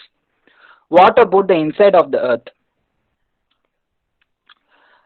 Physicists ஒரு good theory கொடுக்க முடியல அந்த ஒரு சர்க்கம்ஸ்டான்ஸ்ல, அதாவது சென்டர் ஆஃப் த எர்த்ல deep inside of the எர்த்ல இந்த மேட்டர்ஸோட ப்ராப்பர்ட்டிஸ்லாம் என்னவா இருக்கும் அண்ட் எப்படி இருக்கும் அப்படின்றது இன்னும் ஒழுங்கா தெரிய வரல. இப்படி சொல்லிட்டு அடுத்த லைன்ல என்ன சொல்றாருன்னா, we do much less well with the earth than we do with the conditions of the matter in the stars. இன்னுமே நம்ம எர்த்ல நிறைய எக்ஸ்ப்ளோர் பண்ண வேண்டியது இருக்கு, நிறைய டிஸ்கவர் பண்ண வேண்டியது இருக்கு அப்படின்றத தெரிஞ்சுக்கணும் நம்ம. The mathematics involved is also little difficult, but அந்த டிஃபிகல்ட் அந்த கஷ்டம்லாம் எது வரைக்கும்னா ஒருத்தர் இது ரொம்பவே முக்கியமான ப்ராப்ளம் அதை கண்டிப்பா நம்ம சால்வ் பண்ணியே ஆகணும் அப்படின்னு உட்கார வரைக்கும் தான் அந்த கஷ்டம்லாம் அப்படின்னு சொல்றாரு ஃபெய்ன்மன். ஸோ சைக்காலஜி அடுத்த டாபிக். ஸோ சைக்காலஜிலாம் எப்படி பிசிக்ஸோட ரிலேட் ஆகும் அப்படின்னு கேட்டிங்கன்னா ரிலேட் ஆயிருக்கு. ஸோ ஃபெய்ன்மன் ஃபர்ஸ்டே சொல்லிடுறாரு சைக்கோ அனாலிசிஸ ஒரு சயின்ஸ் இல்லை அப்படின்னு தெளிவா சொல்லிடுறாரு. ஏன்னா ப்ரீவியஸ் சாப்டர்ஸ்லயே டிஸ்கஸ் பண்ணியிருப்பாங்க சயின்ஸ்னா என்னன்னு டிஸ்கஸ் பண்ணியிருப்பாங்க. ஸோ அதுல தியரி அண்ட் அதுக்கான ரீசன் அண்ட் எக்ஸ்பிரிமெண்ட்டும் இருக்கணும் அப்படின்னு சொல்லியிருப்பாரு.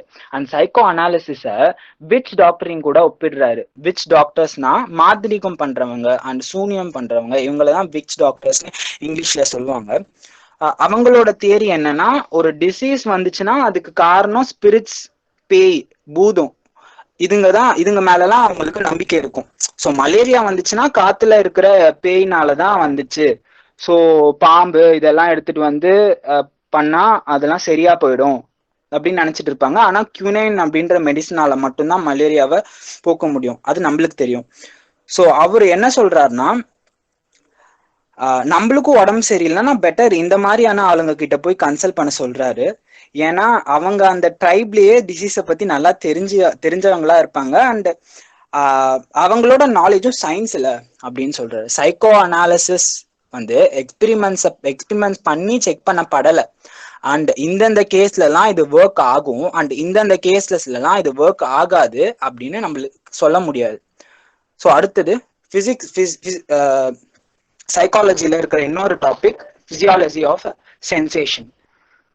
ஸோ நம்மளோட ஐல என்ன நடக்குது, நம்மளோட பிரெயின்ல என்ன நடக்குது, இதெல்லாம் கேட்கும்போது கொஞ்சம் லெஸ் இன்ட்ரெஸ்டிங்காக தான் இருக்கும். ஆனால் அதெல்லாம் படிச்சு புரிஞ்சுக்கிட்டதுனால பல முன்னேற்றங்களை எடுத்துட்டு வர முடிஞ்சிருக்கு அப்படின்னு ஃபெய்ன்மன் சொல்றாரு. Central problem of the brain அப்படின்னு மைண்ட் அப்படின்றத ஒரு முக்கியமான ப்ராப்ளமா சொல்றாரு ஃபெய்ன்மன். ஸோ எப்போ ஒரு அனிமல் புதுசா ஒன்னுத்த லேர்ன் பண்ணுதோ அதனால முன்னாடி இருந்ததை விட இப்போ கொஞ்சம் புதுசா ஏதாவது பண்ண முடியும். அதனுடைய பிரெயின் செல் ஸ்ட்ரக்சர் கூட மாறி இருக்கும். If it is made of atoms in what way is it different. So நம்ம ஒரு விஷயத்த மெமரைஸ் பண்ணும்போது ஏதோ ஒரு சேஞ்ச் நம்ம பிரெயின்ல நடக்கிற மாதிரி தெரியுது, பட் அது என்னன்னு நம்மளுக்கு தெரியல. இது ஒரு இம்பார்ட்டண்டான ப்ராப்ளம்னு சொல்ல வராரு. So the brain is such an enormous mass of interconnecting wires and நர்வ்ஸ்னு சொல்றாரு. ஸோ நம்மளோட பிரெயின்ஸை கம்ப்யூட்டிங் மிஷின்ஸோட ஒப்பிட்டு பேசுறாரு. ஸோ எப்படின்னா they too have lot of lines and they have some kind of elements and connection between one to another.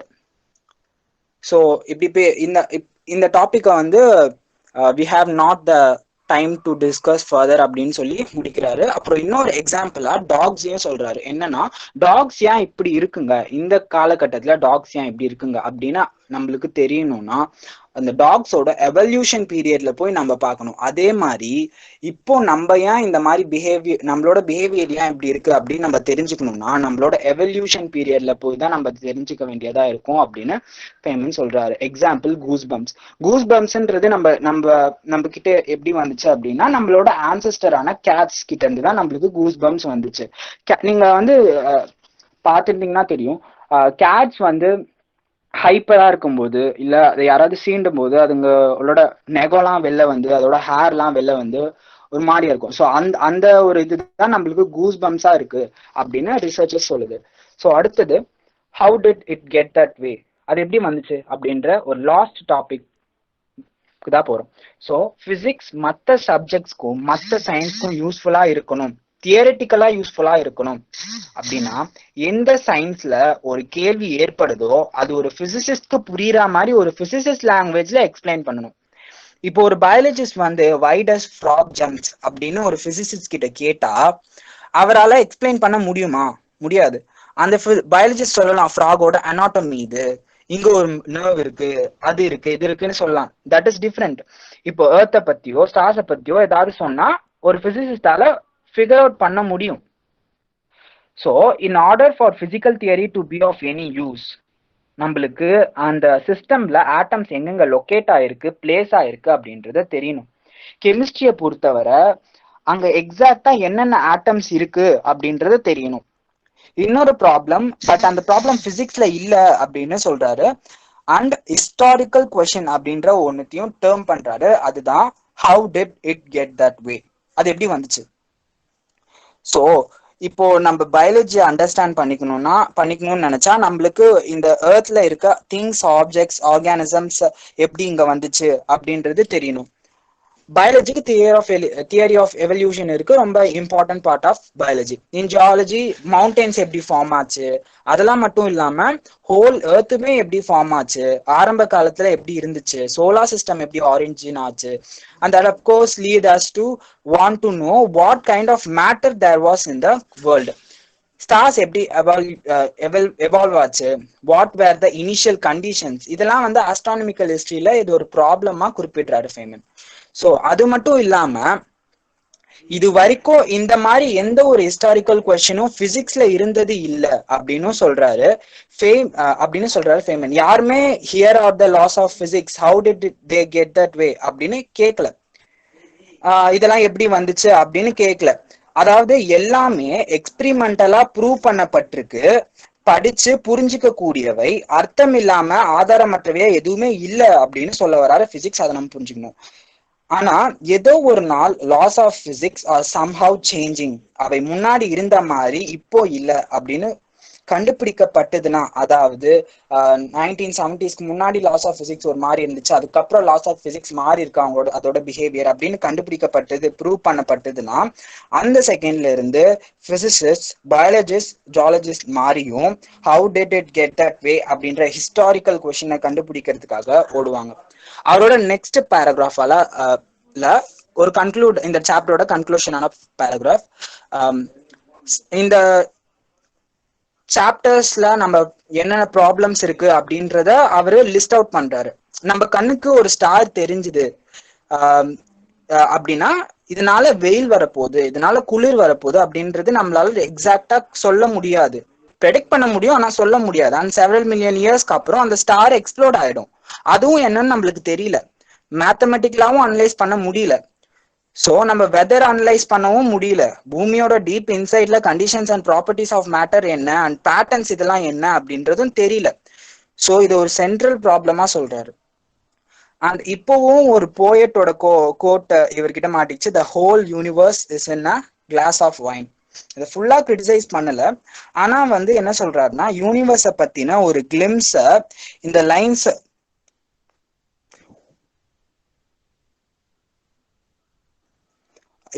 பத்தின ஒரு glimpse இந்த line சொல்றதா ஃபேமன் சொல்றாரு. சோ அவர் எப்படி இமேஜின் பண்ணிக்கிறாரு அப்படின்னா அது அந்த கிளாஸ்ல இருக்கிற வைன் எவாப்ரேட் ஆகுறதும் அந்த கிளாஸ்ல ரிஃப்ளெக்ஷன்ஸ் அண்ட் அதுல இருக்கிற ஆட்டம்ஸ் இருக்கிற மாதிரி இமேஜின் பண்ணிக்கிறாரு. அதை தாண்டி இந்த யூனிவர்ஸ்ல நடக்கிற எல்லா விஷயத்தையும் நம்ம பார்க்கலாம்னு சொல்றாரு. பிசிக்ஸ் மூலமா இது எல்லாத்தையும் நம்ம புரிஞ்சுக்கிட்டு இந்த யூனிவர்ஸோட இன்னர் ஒர்க்கிங்ஸ பத்தி ஒரு பார்வை பெறலாம் அப்படின்னு ஃபெய்மன் சொல்றாரு. The beauty Feynman saw in science is certainly one of his inspirations, and it is clear that he hopes to inspire the same wonder in his students. One thing that I have to make it clear here, that everything we presented and shared here is wholly based on the volume 1 of Feynman lectures. The trends had been changed and we have explored many things which weren't discovered at the time of Feynman. So these lectures series would be entirely based on the content and context of the Feynman lectures. So we request Dr. C. Ramatilakam ma'am to share few words about the session. Very good afternoon to all. I am Assistant Professor Ramatilakam speaking. It's a great initiative work done by the Star Trek Physics Club members of second PCA students, namely Swati, Arun Prasad, Sharmika Sri and Ranjit Kumar. They have given a very nice presentation for the first 3 chapters from Feynman series. All are keep rocking and I appreciate them for their excellent work and their attitude to do new things. On behalf of all the club members, I request all the students to actively involve in our club activity and give more presentation in various aspects. God bless you all and thank you. Thank you, ma'am. Thank you. Finally, we thank our management, the HOD ma'am and club members, well-wishers and audience for being so supportive and for being the backbone of the success of the event. A recorded version of this event will be available in our YouTube channel. Link of all our social media handles is available in our website. Also, don't miss our daily updates in our e-magazine, Quantasign. Feedback forms link is updated in our website, and website's link is will be posted in the chat box shortly. Please wait. And please, if anybody has got any doubts, you should have a question answer session, right? Swati, anybody has got any doubts? Yeah. Ma'am, payment doubts explain பண்றதுக்கு இல்ல கேட்கட்டும். அதான் நீ சொன்னதுல ஏதாவது சந்தேகம் வந்ததுன்னா then you can always clarify. Yeah, ma'am. Yeah, anybody has got to ask anything? At least a few words of appreciation because they've done a good work, right? Anybody else? A feedback plus a question answer session. Anybody? Come on.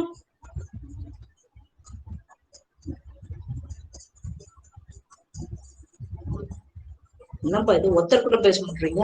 எவ்வளவு நாம பாவம் இந்த பசங்க பேசிருக்காங்கல்ல.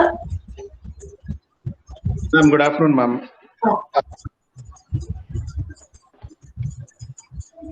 Ma'am, am I audible, ma'am? Yeah, Arun sir, சொல்லுங்க. Ma'am, it was a fantastic session. Our students, they have done a very good job. Yeah, that's so true. they are well prepared and they have delivered it very nicely. And it's a great initiative. So on behalf of the Department of Physics, and I would like to congratulate all the the hosts, Arun Prasad, Sharmika, and Swati, and Ranjit. So fantastic work and keep rocking. Best work. Thank you, sir. Thank you, ma'am. Thank you. Okay, good. Thank you. Yeah.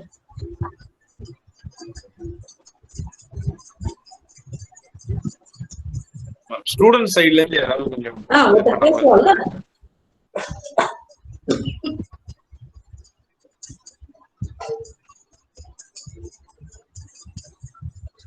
Come on, second PCA.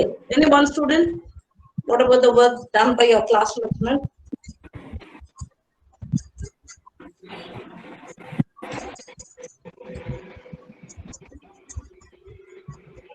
A lot of MSc students are also there. You can also share your feedback. MSc இருக்காங்க, third BCA இருக்காங்க. Third BCA, yes. This is the first initiative. Like I think they have given a.